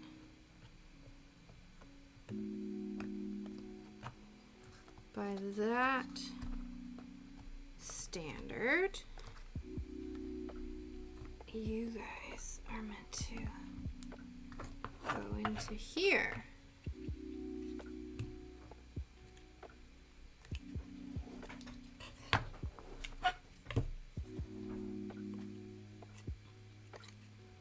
And then this is meant to go in and out, because I assume this is where we're housing the battery pack.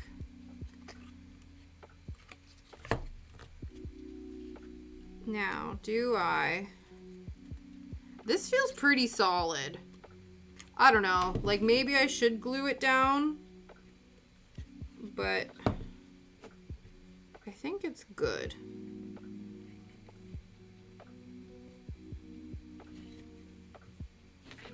I sort of just, like, pressure fit it in. And it seems to be fine.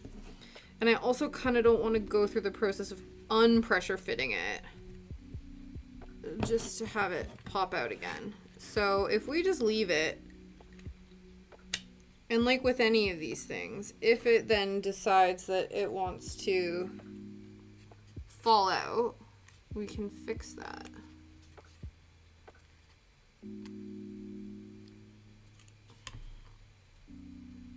Because just by like lightly pulling on it, it's not going anywhere. And unless I like physically drop it off a great height, which I'm not planning to, I think it'll just chill. I think it'll just stay, which is what we want. Okay. So assembly as shown. Now it's got a little cute little backdrop. We have the diorama. Let's see what is next. Okay.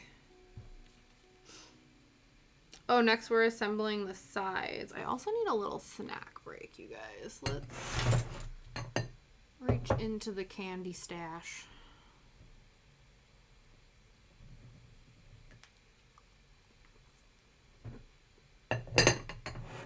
Okay.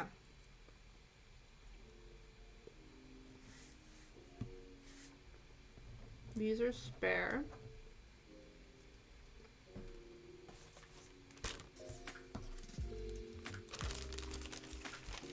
Let's get out the rest of the components.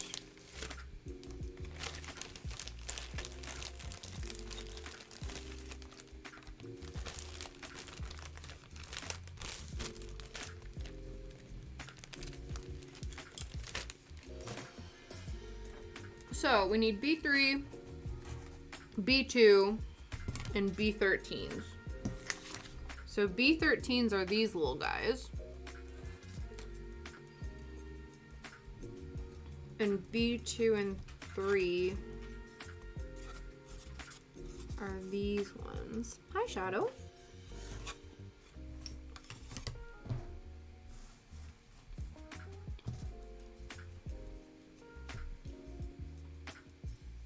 Come to join us, have you?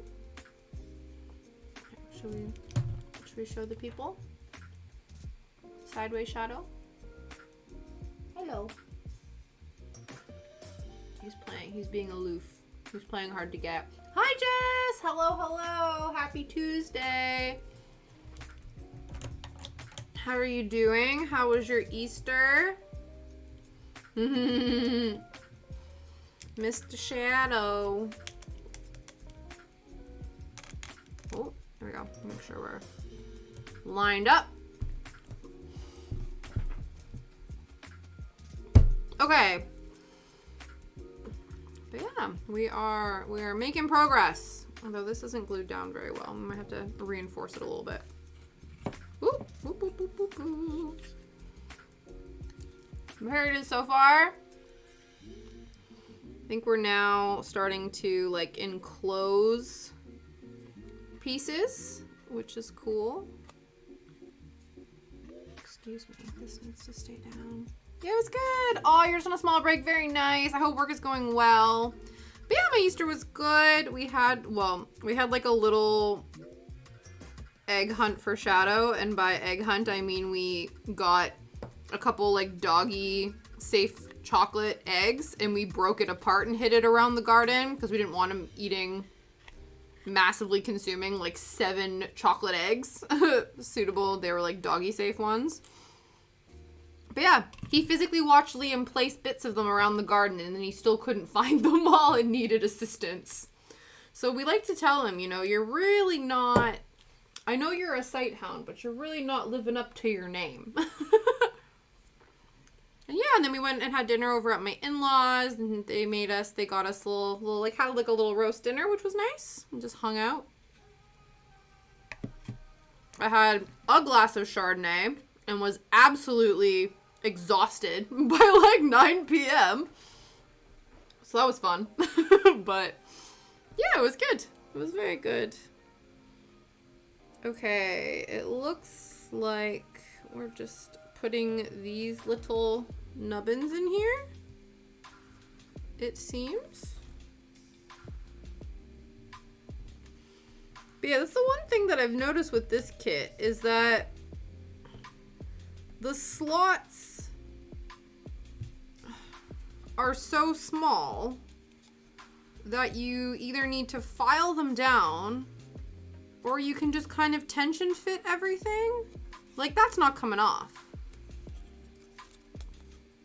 I don't know if that's good or bad.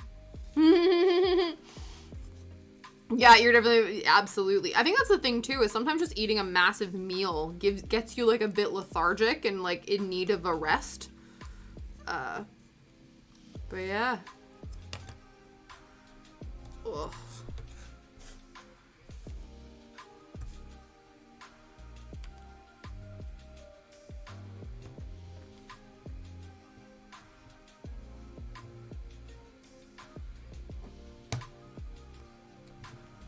Let's see if these ones will tension fit the same way. It seems like it. Interesting. But yeah, like I don't think these are coming out. So unless I guess put glue on the back, like it doesn't really seem to make sense for me to then glue these. Okay, and now we need to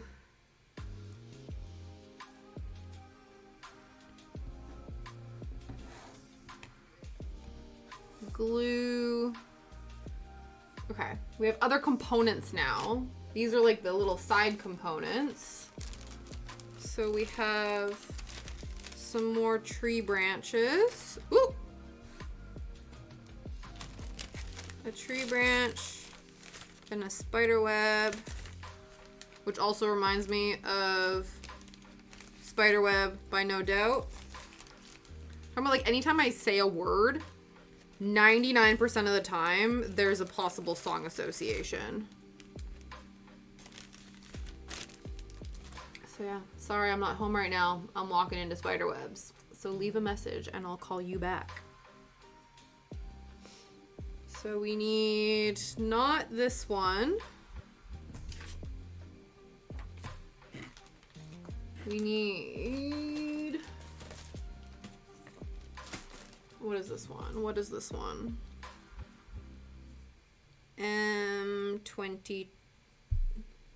M21 and M16.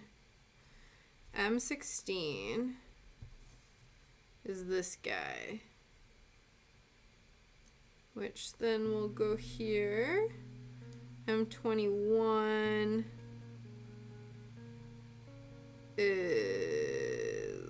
this one, which comes out of here. Okay. And this is M4, which is this guy, which is there. Okay. It's a good thing we kept that. It's a good thing we kept that. Okay. And then there's all these like little notches along this. And then corresponding instructions to sort of count where the notches are for you to then know where to glue the things. So that's what we're gonna do. So I think, okay, let's do some counting. Let's do some, so this is 1, 2, 3, 4, 5.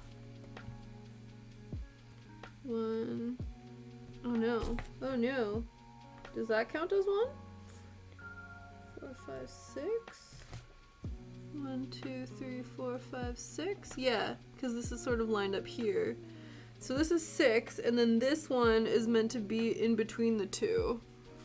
Maybe. I know it doesn't, like, it doesn't need to be 100%. I think the only thing with this one, though I'm not even sure, because I feel like you can glue them down. It doesn't really help. Like, it's so, like, tonally the same. So it just makes it difficult to tell. But I guess it's not the end of the world if we glue them, like, not far enough or back enough, because I think these then end up here, and then if these, as long as they're not like in the last two, I think it'll be fine. So on number 6, and glue it sort of like in the center of the flat edge, I think. 1, 2, 3, wait, yes, 1, 2, 3, 4, 5, 6. And then in the center here. Okay. Okay. We'll see. And then we just gotta hold it. Press and hold for a while until they get dried. I always love, like, I don't know what language this was originally in to then be translated. It says, glue as shown, press it for a little while until they get dried. It's like until dry. Or until tacky. But I like until they get dried.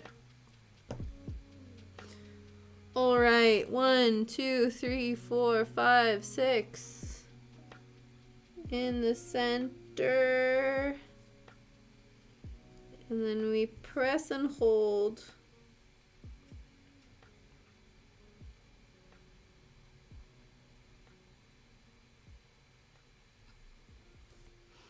Luckily, it doesn't take long for these to start, again, getting a bit tacky so they can, like, stand on their own.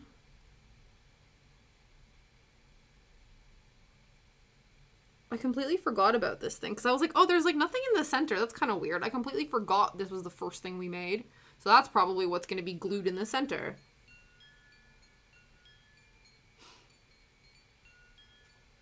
Okay. That seems tacky enough. And then this guy is meant to be glued starting sort of at the nub. Kind of like here-ish.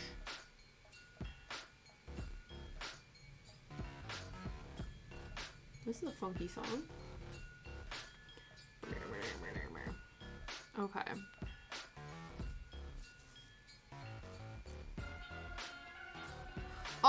So you know how I was like, I don't know if I had said this, but part of me, I think I did, when we were talking about baking streams. Okay, let me repress this. In regards to baking streams, we had done a few on this channel. And I was like, well, I don't really know like what I'm inspired to make in order to do another baking stream. So last time we did look up, you know, like Canadian desserts and stuff online. And there were things that like weren't part of my childhood, but I was like, oh yeah, like we could make these and stuff. Like that would be really chill. And then I actually came across something. So I think maybe next week or the week after, by the end of the month, I would think. Let me see. Let's see. I would like to do this. Yeah. Not this week. Maybe next week or the week after. By the end of April. I found a video. So I have to take the time. This will be my first time like finding something and being like, I need to modify this to suit my tastes. There was this guy, I think it's called Justin Bakes Then Draws. It's a YouTube channel and it came across my recommended where he makes an Earl Grey pie. Earl Grey cream pie. And I was like, I'm sorry. You know I'm a sucker for some Earl Grey. And I love tea. And so I'm always on a quest to find tea-flavored baked goods, tea-flavored candles, tea-flavored tea. Like, I'm obsessed. So I watched this guy make the video, and I took a screenshot in the description of the instructions. But obviously, it's for gluten-y version. And he makes enough to make 2 pies. But I was like, okay, the components of this are fine. I think it's like, he makes a pie crust. And then he makes like a pastry cream, like a choux pastry sort of thing.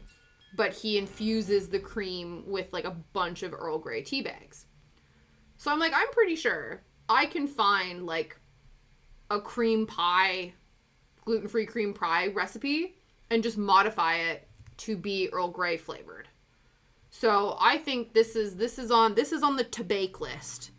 So I think that will be, when we do another baking stream, I think that will be the baking stream of choice. Check it out. Cute. Okay, now we gotta do the other one. Now this guy is meant to be 1, 2, 3, kind of on the 4th one, I think. 1, 2, 3, 4. And yeah, like basically centered. Okay, cool. But yeah, in terms of that, we still have Phantasma cross stitch. If we finish this today, we have other cross stitch. Ooh, actually, we still the baking stream that's not a baking stream. You know, the making body butter of it all that we attempted to do the first time and it didn't work. But yeah, we still have different craft kits to make after this as well. We still have Strange Court Horticulture to finish playing. We got lots to do. It's just a matter of what we want to do. 1, 2, 3, 4. Yes, okay. 1, 2, 3, 4. Though we are stuck in Strange Horticulture because we are not able to continue until we solve some of the puzzles.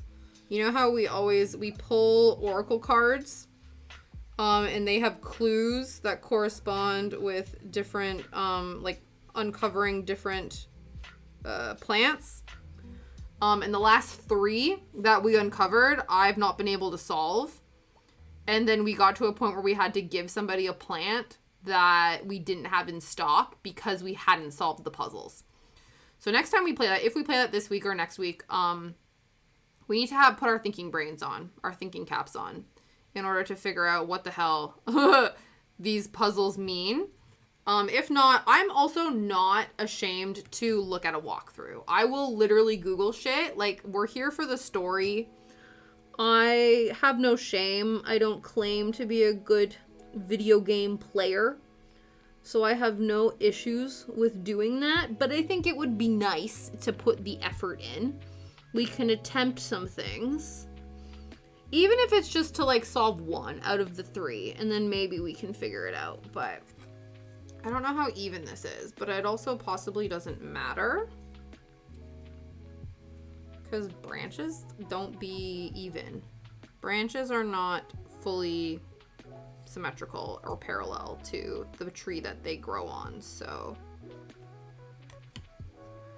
Okay, that's done. We'll let that dry. And then,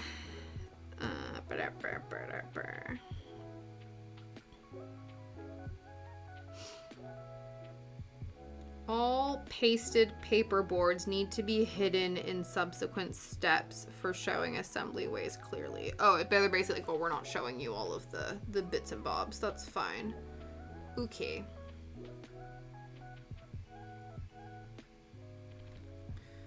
So, I'm gonna pop these over here to dry a little bit more. And then it looks like the next step is to put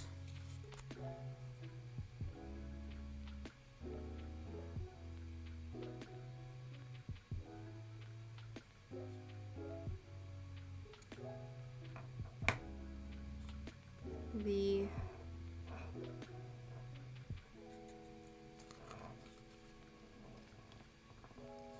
lantern or the door on the, oh my god, this isn't a door, the ceiling, to attach the ceiling,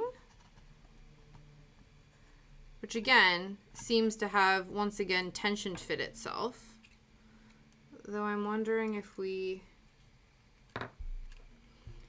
insert into the paper board with tweezers along the red dotted line. I see. So basically it wants us to lift up. So we didn't glue part of this down.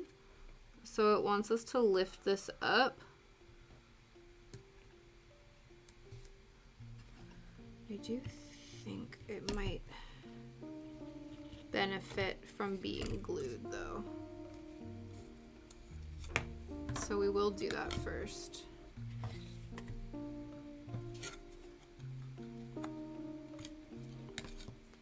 Just to be safe. Just to be safe. Okay.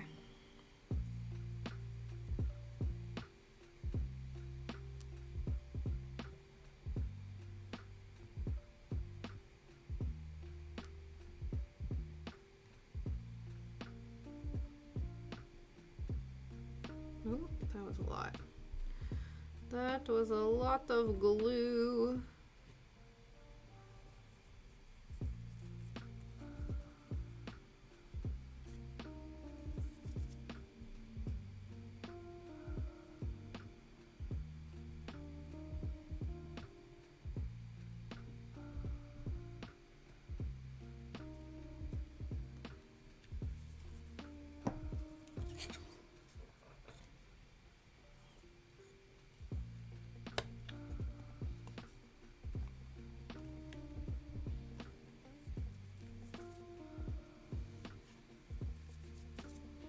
Hopefully I did that correctly.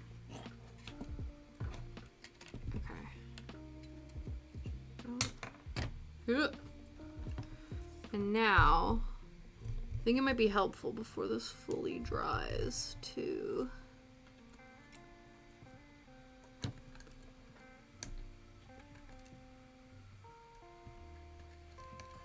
okay, there we go. That's what it wanted us to do. So we're basically hiding the wire behind this thicker background cardstock.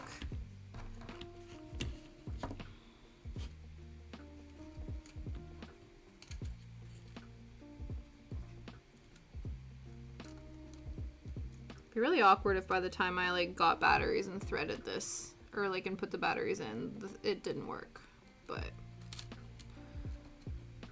we won't worry about that now. That is a future Tasha problem.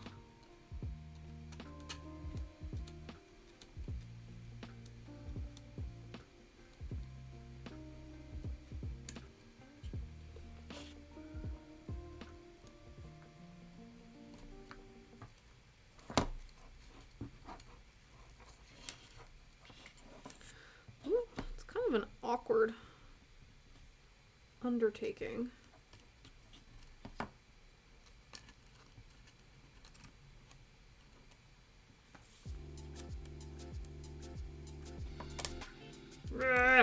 Excuse me.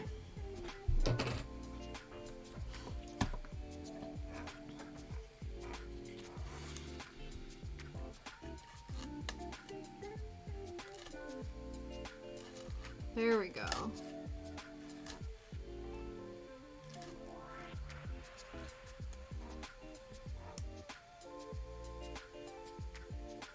And then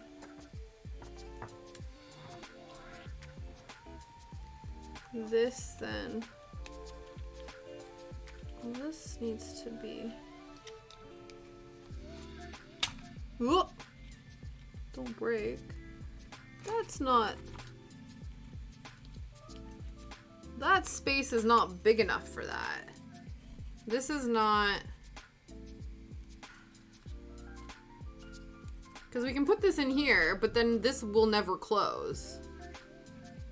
Unless I shove it even... okay, I get it. Shove it past the point. There we go. I see, I see.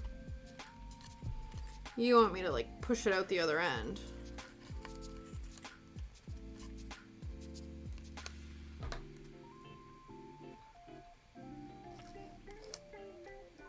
And that's why this little gap is here for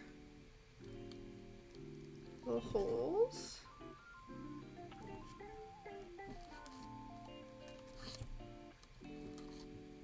Okay.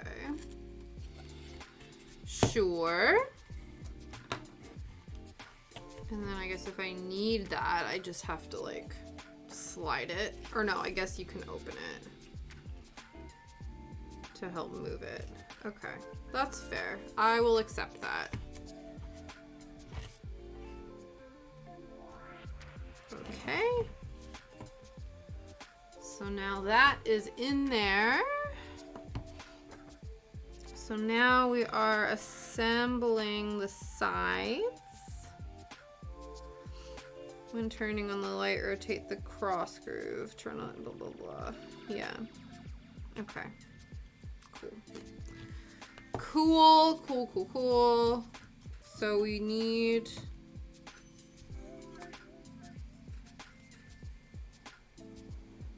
ooh, this to go.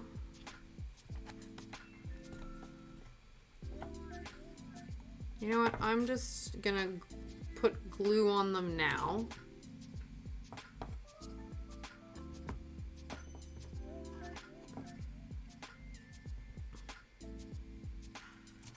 Hang on. So, for this to stay, all of the little nubs need to have glue on them, not the sides. Okay. Because I've done this in the past where I've gone to glue stuff and I've just put glue on everything and it ended up not being necessary in certain places. So we're trying to avoid doing that again.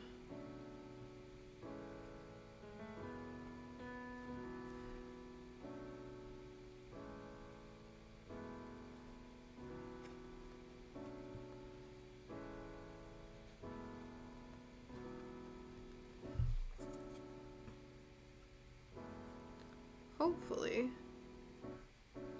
there's enough time in between applying this and popping it in place so it doesn't dry fully. There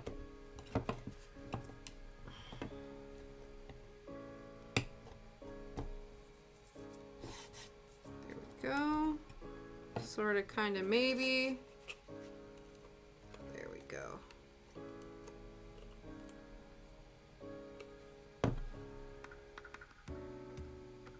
I feel like some of these, the way they've slotted in, they've kind of like leant backwards. I guess it's just the way that the glue had put pressure on stuff. Again, I don't think it's the end of the world, but...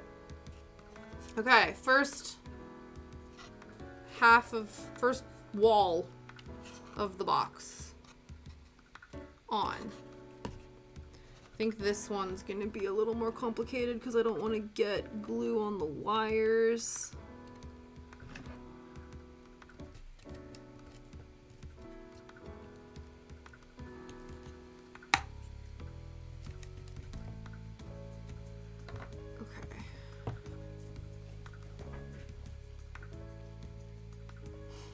Now same thing, those all glue on the little nubs, not on the gaps.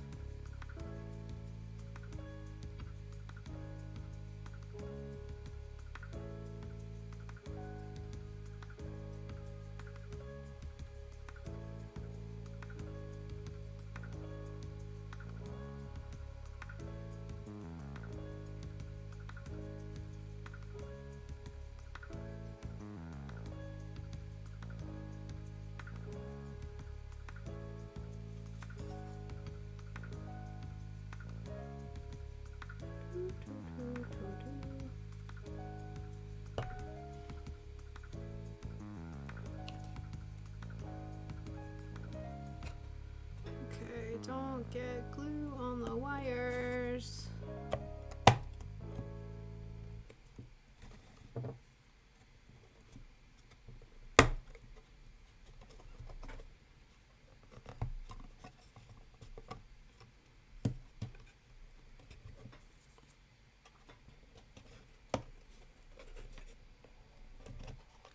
Excuse you.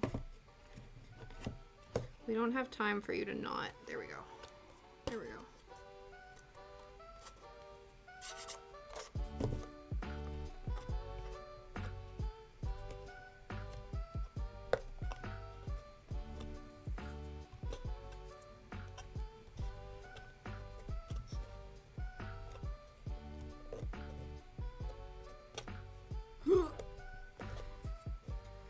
Possibly.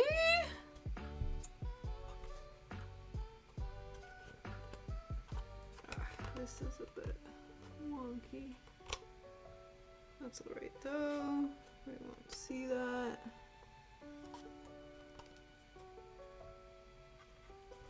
So far so good.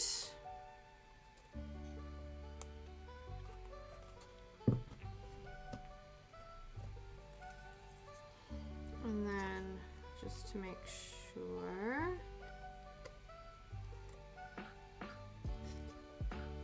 Okay, we don't. Okay.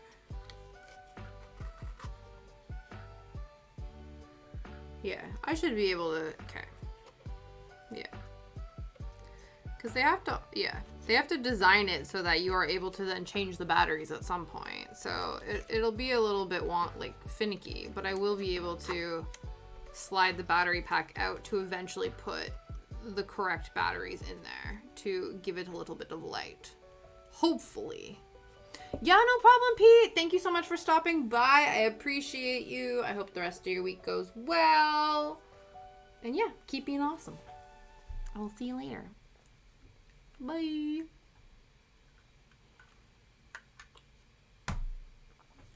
Okay.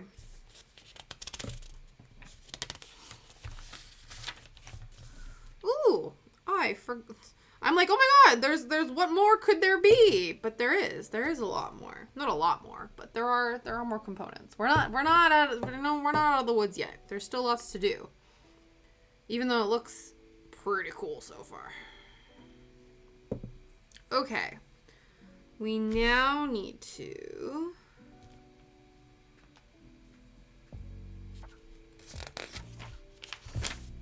attach. Oh, that's a bit annoying. So I'm supposed to attach the other spider web. It's kind of meant to hang in behind these little curtains. let us assess. So there's this extra spider web, and it looks like maybe it wants it to go in front of everything. No, it looks like it, okay. So,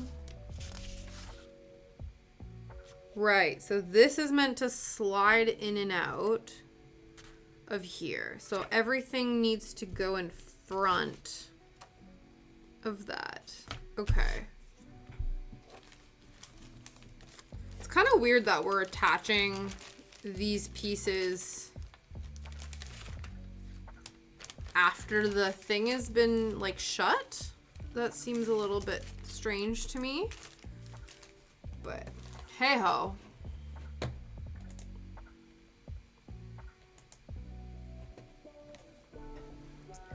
So it doesn't help that this is kind of at a bit of an awkward angle. Yeah, so I'm supposed to, because it can't go in the front.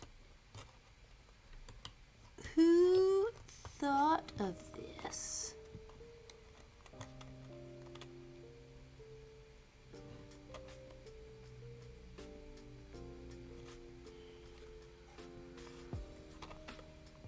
I'm like, why? Why? This doesn't seem like a good idea.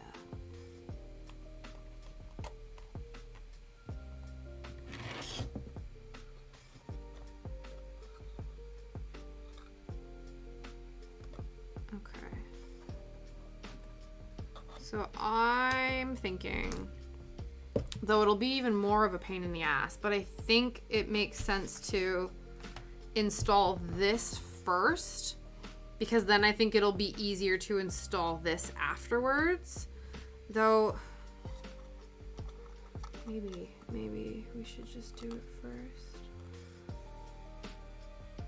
I don't understand why we're doing this after the fact, but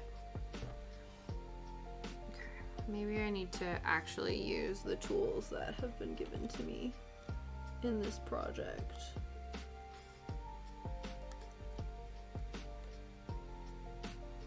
Because yeah, I'm just a bit concerned about putting this one in place and then it not being far enough forward for the other one to go in place, but I don't know. Let's just frick around and find out.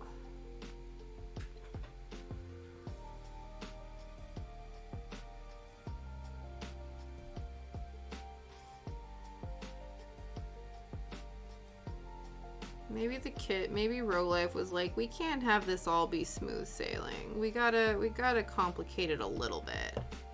Keep everyone on their toes, you know? I'm trying to, what's the best way to do this?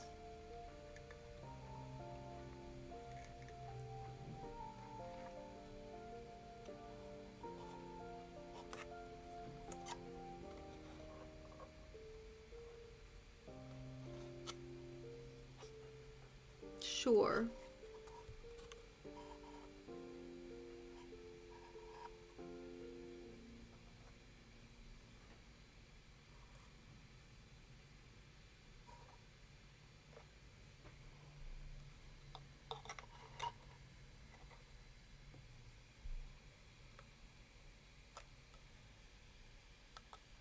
Sorta, kinda, maybe. Like, you can't really tell, but I'm kind of like, okay, if this is sort of in this corner here, and then hopefully that should be enough room for this guy.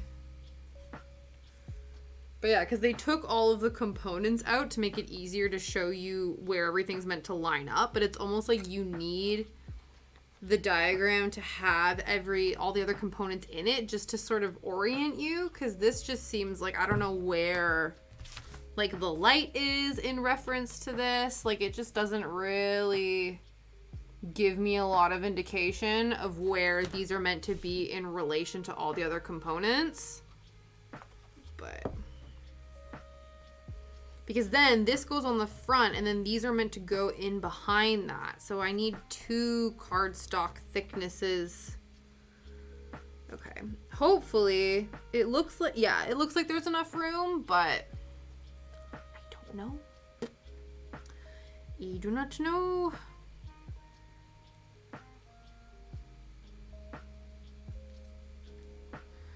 Like, why'd you have to go and make things so complicated?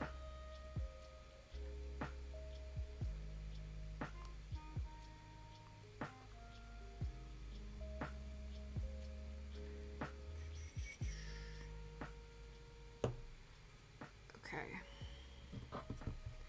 And then it's further complicated by the fact, oh no, I cracked it. No, it's fine. It's fine. I thought I cracked it, but I think it's okay.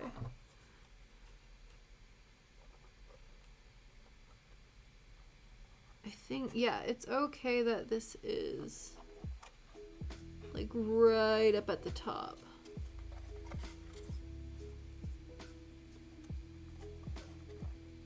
Like if we...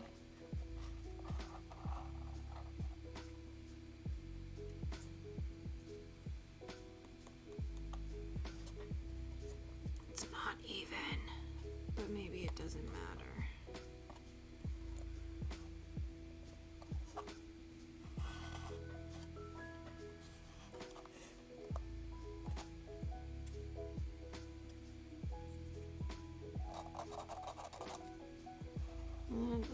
Okay. Then there's all this excess glue. I think we managed to work that out.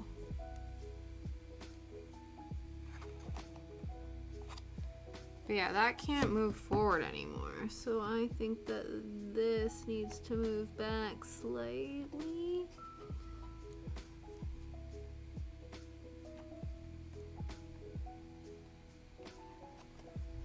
But with you guys still. Maybe. Sorta, kinda.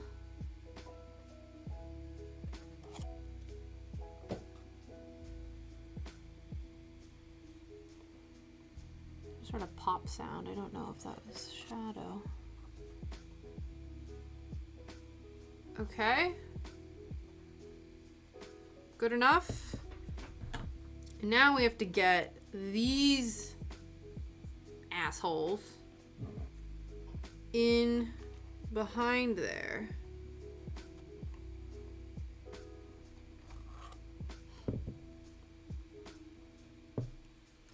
I really hope I am doing this correctly. I believe I am. I believe them jutting up against that is okay.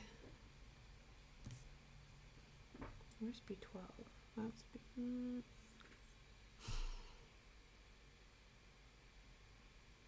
Yeah. If not, I don't know. I think this makes sense to me, because then we're putting these little gray, and then this thing is where the like acrylic's gonna slide in and out of. So it makes sense. As long as everything is behind these little notches, I think we're okay.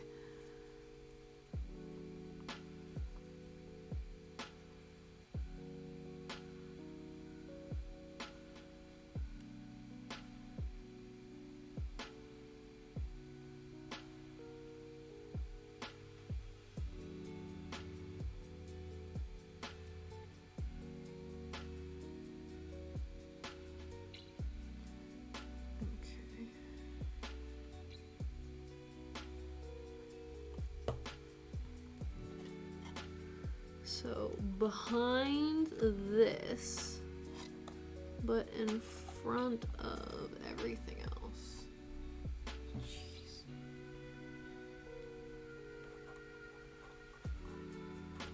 This is what I imagine when people work on those like miniature ships in a bottle. Like, this is the kind of shit that I think they're doing.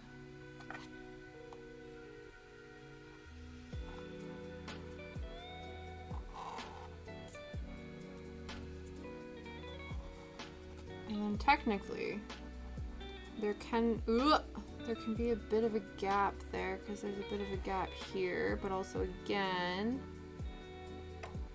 No! You didn't tell me! A frog bowl, that's funny.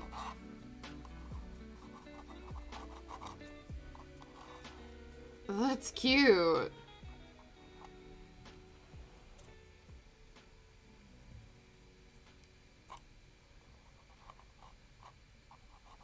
How do you smoke out of it?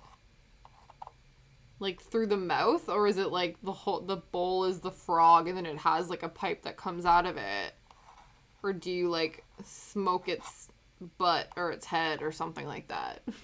How does it work?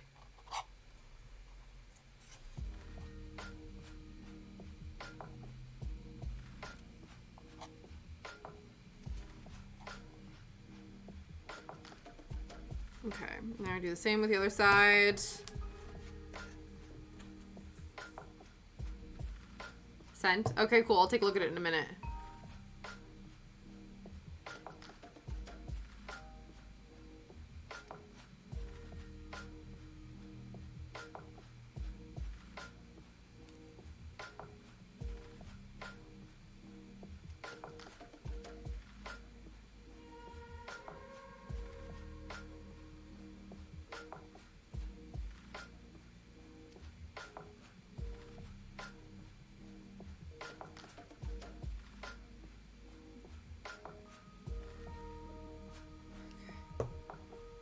Ha, you have other ones. Do you? That's fine. That's funny. Okay. Ooh. Ah.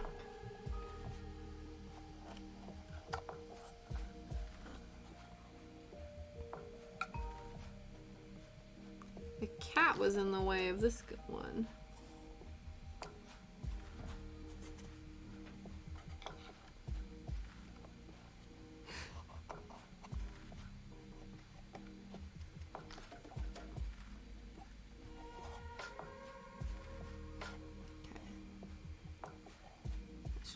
Okay, cool. Yeah, I'll take a look in just a second. As long as I know that this is staying. This isn't breaking. This is level, I think. Possibly.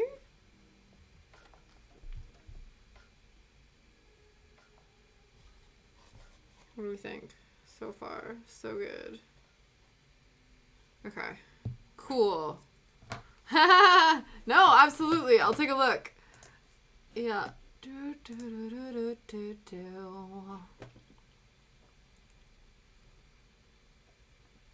Oh, I see. Oh, okay. So it's like, it's a, yeah. That makes sense to me now. I was like really trying to rack my brain about how it was supposed to look, but I get it now. It's a pipe that has like decorations on it in the style. The frogs are very cute. That is very cute.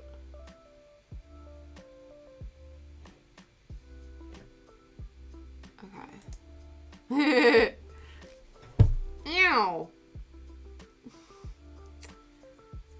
Ow. I like punched the corner of my desk.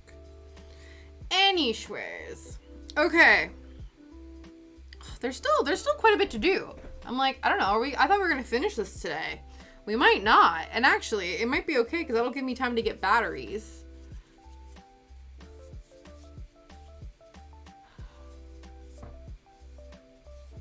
Yeah, I would see, yeah, that would make sense if you accidentally did that and then you probably like chucked the other one to try to attend to your hair and then it broke. That makes sense to me.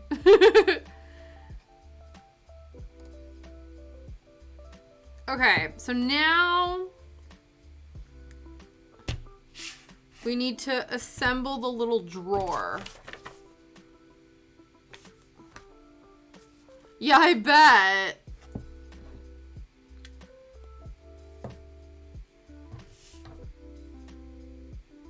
at any point, when do we put this thingy in here? Okay, at the very end. At the very end. That's fine. Okay. Well, I'm glad you got a new one then. All right, now we're assembling this. So yeah, now I'm thinking about it. I'm like, I don't think we're gonna get it done today, guys, which is fine. We'll finish it up on Thursday, I guess. We might as well finish it on Thursday. Well, we'll keep working on it for the next like 5 minutes, but we'll finish it on Thursday, and then yeah, cool. I'm just guessing that this is what this is. Ooh, let's glue them properly. Does this matter what size it's on? I don't think so. Got a double one too. Yeah, frogs are way cooler. Absolutely.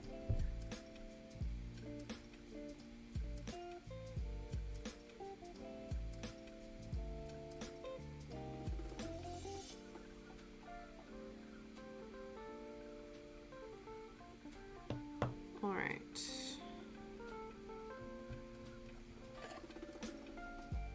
Pop into place. Make sure I don't glue it to the table.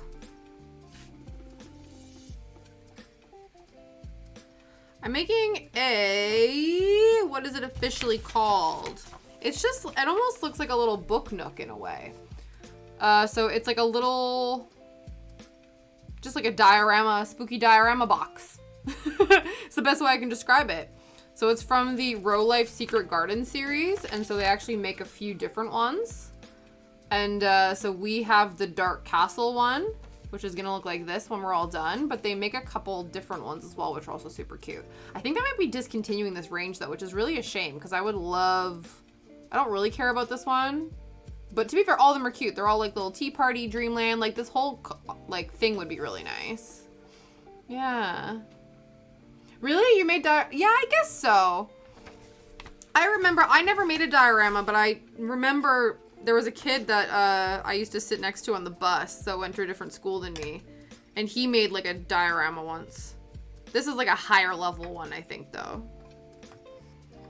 Maybe. Who knows? It's the same thing. Just, you know, more permanent.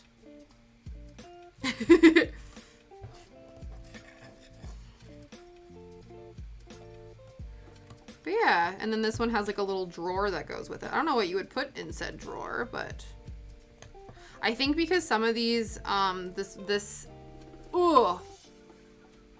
Yeah, out of cardboard. Yeah, exactly. I know,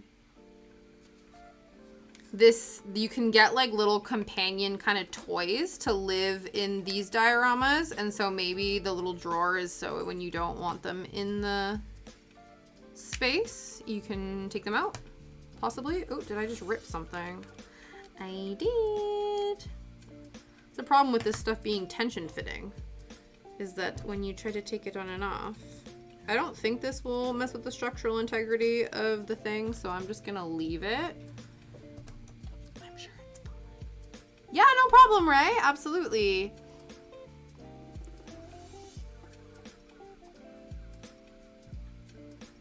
We are just finishing up anyway. If anyone has any raid suggestions, let me know. If not, we'll go and stop by and see some of our friends. And yeah, I think we will be back here on Thursday. What are you doing? Just, he was belly up, and then he wasn't happy, and then he was doing whatever. Yeah, what are you doing? Bimini underscore? Cool. What do they do? What are they working on? What's their stream stuff like? I like making new friends. Okay, I'm gonna finish this drawer. And then we will head out. They usually do crochet. Oh, cool. Cool, cool. We will go and check that out in a minute then.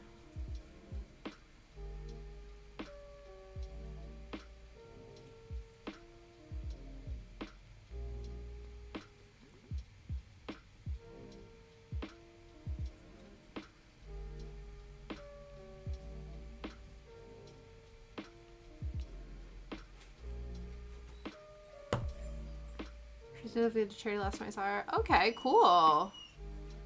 Oh, wow.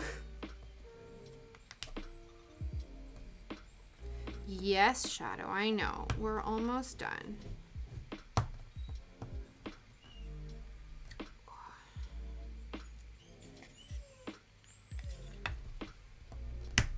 There we go. Okay. Never mind, she's doing something weird, okay? Fair enough.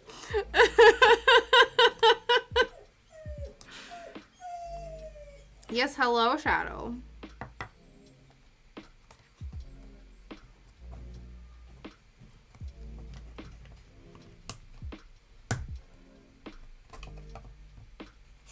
These things are gonna break. I think we're just gonna glue them and tension fit them and not worry about it.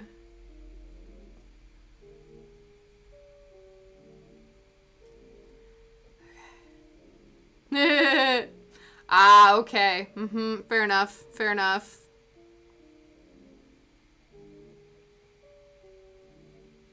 We will go see which one of our friends is streaming in a minute.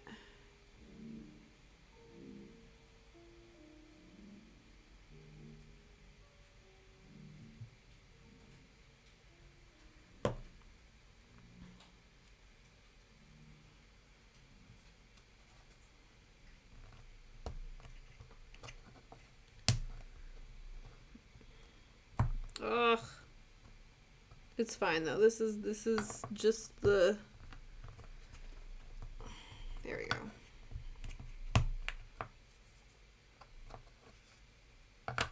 Okay. You did. I appreciate it, Ray. I appreciate it. Yeah. One's playing Sims and the other was doing some other game. Fair enough. Okay. I don't mind gaming. We just has to be the right game. Let's see who's online.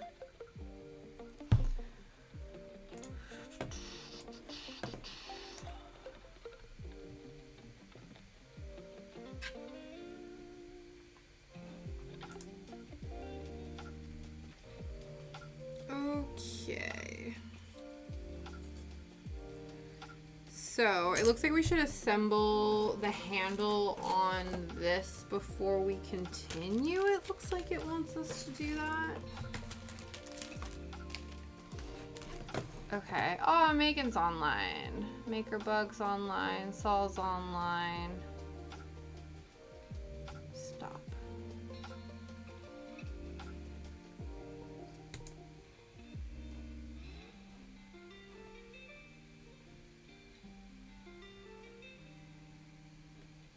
Okay, we're gonna pause that. We're gonna, I don't know.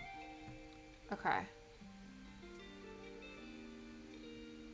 MakerBug.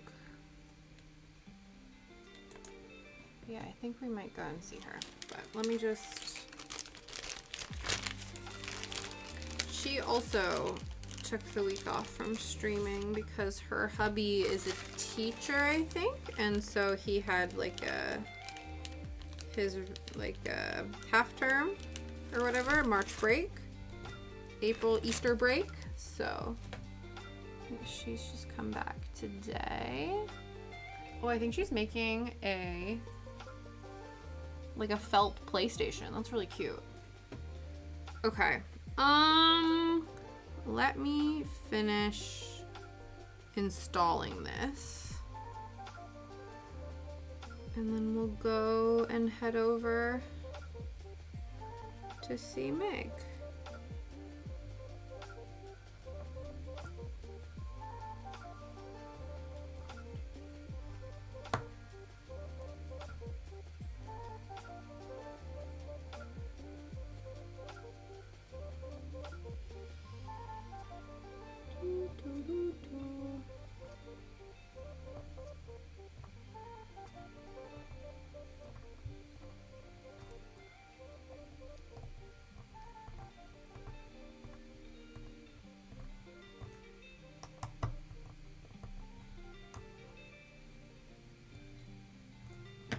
Oh no!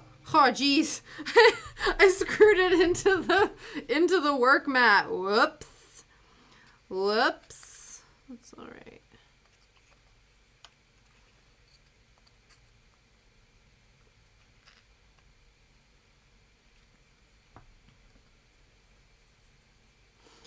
I guess we unscrewed this like and then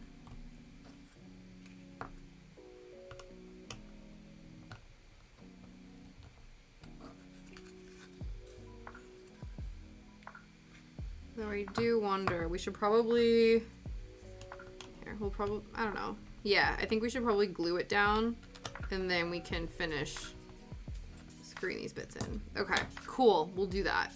And then we will go and raid Make a bug. And then we will be back over here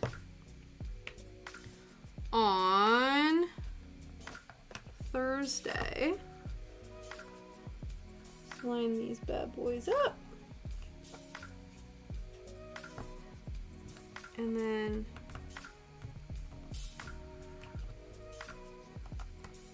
hopefully we'll finish this. Okay, so we finished that, and now this is gonna slide into here once we finish putting like the base stuff on. So that's why it looks kind of janky now, but that's because not all of the components are in place yet. Though now I'm looking at this, did I not install the right thing? Because it doesn't look very cute now, does it? Because it looks like it's meant to have like fancy siding on it. Unless I meant to add the siding after.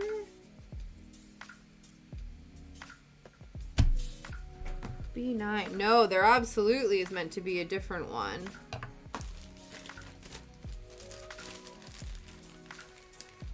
Yeah. Unless did I install it backwards?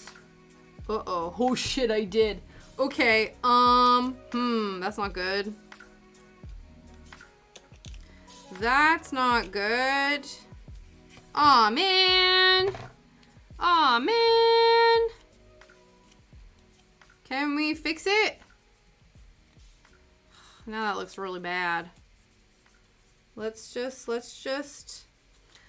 buff the glue off. Yeah, see, look at this nice textured. Yeah, that's what we were supposed to do. That's what we were supposed to do, but Tasha didn't check, and we put the glue on the wrong side. It's fine. I'm hoping we can just like rub the excess off. It looks like that's kind of working.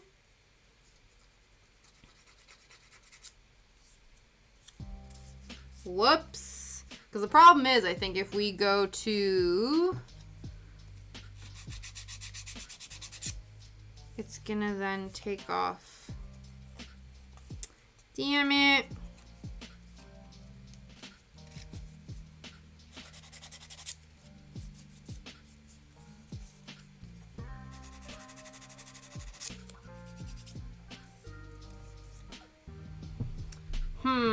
Okay, it looks kind of jank, but it's not the worst. Okay, let's fix it. And then, you know, I don't know, I can try to maybe individually like buff out the glue bits. Maybe.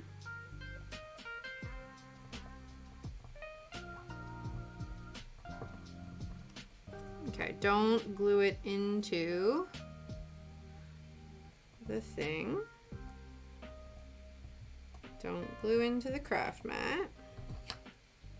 Okay. Let's do this again, but on the correct side.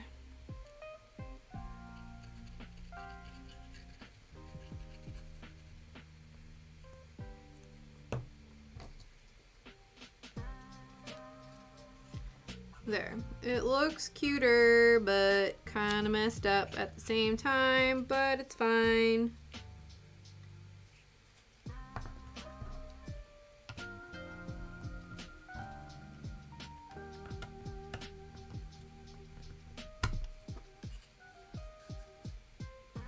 It also doesn't look like kind of does. I'm like, did I? Is that level? Maybe? Okay, it actually doesn't look that bad. It's not the best, but it's not the worst in terms of its design. So, oops. There we go. So here we are at. This is what we're at. English, my words. Anyways, so we didn't finish today. There are still plenty, not tons, but like enough components to make this worth working on. And then obviously, once we finish, if we finish before the end of the Thursday stream, then we can always start another one. I have all the other ones just underneath the desk, so we can do that. Let me pop some bits away.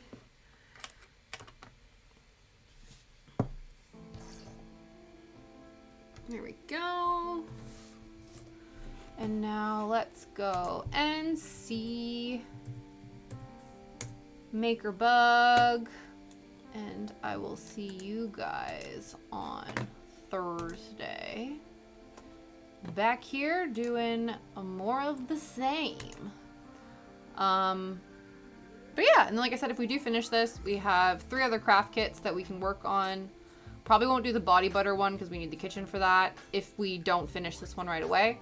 But we can probably do the string art one. That might be fun. I think the overhead camera will shake the entire time, but who knows? That might be a fun experience for everyone. All right, I will see you guys later. Bye.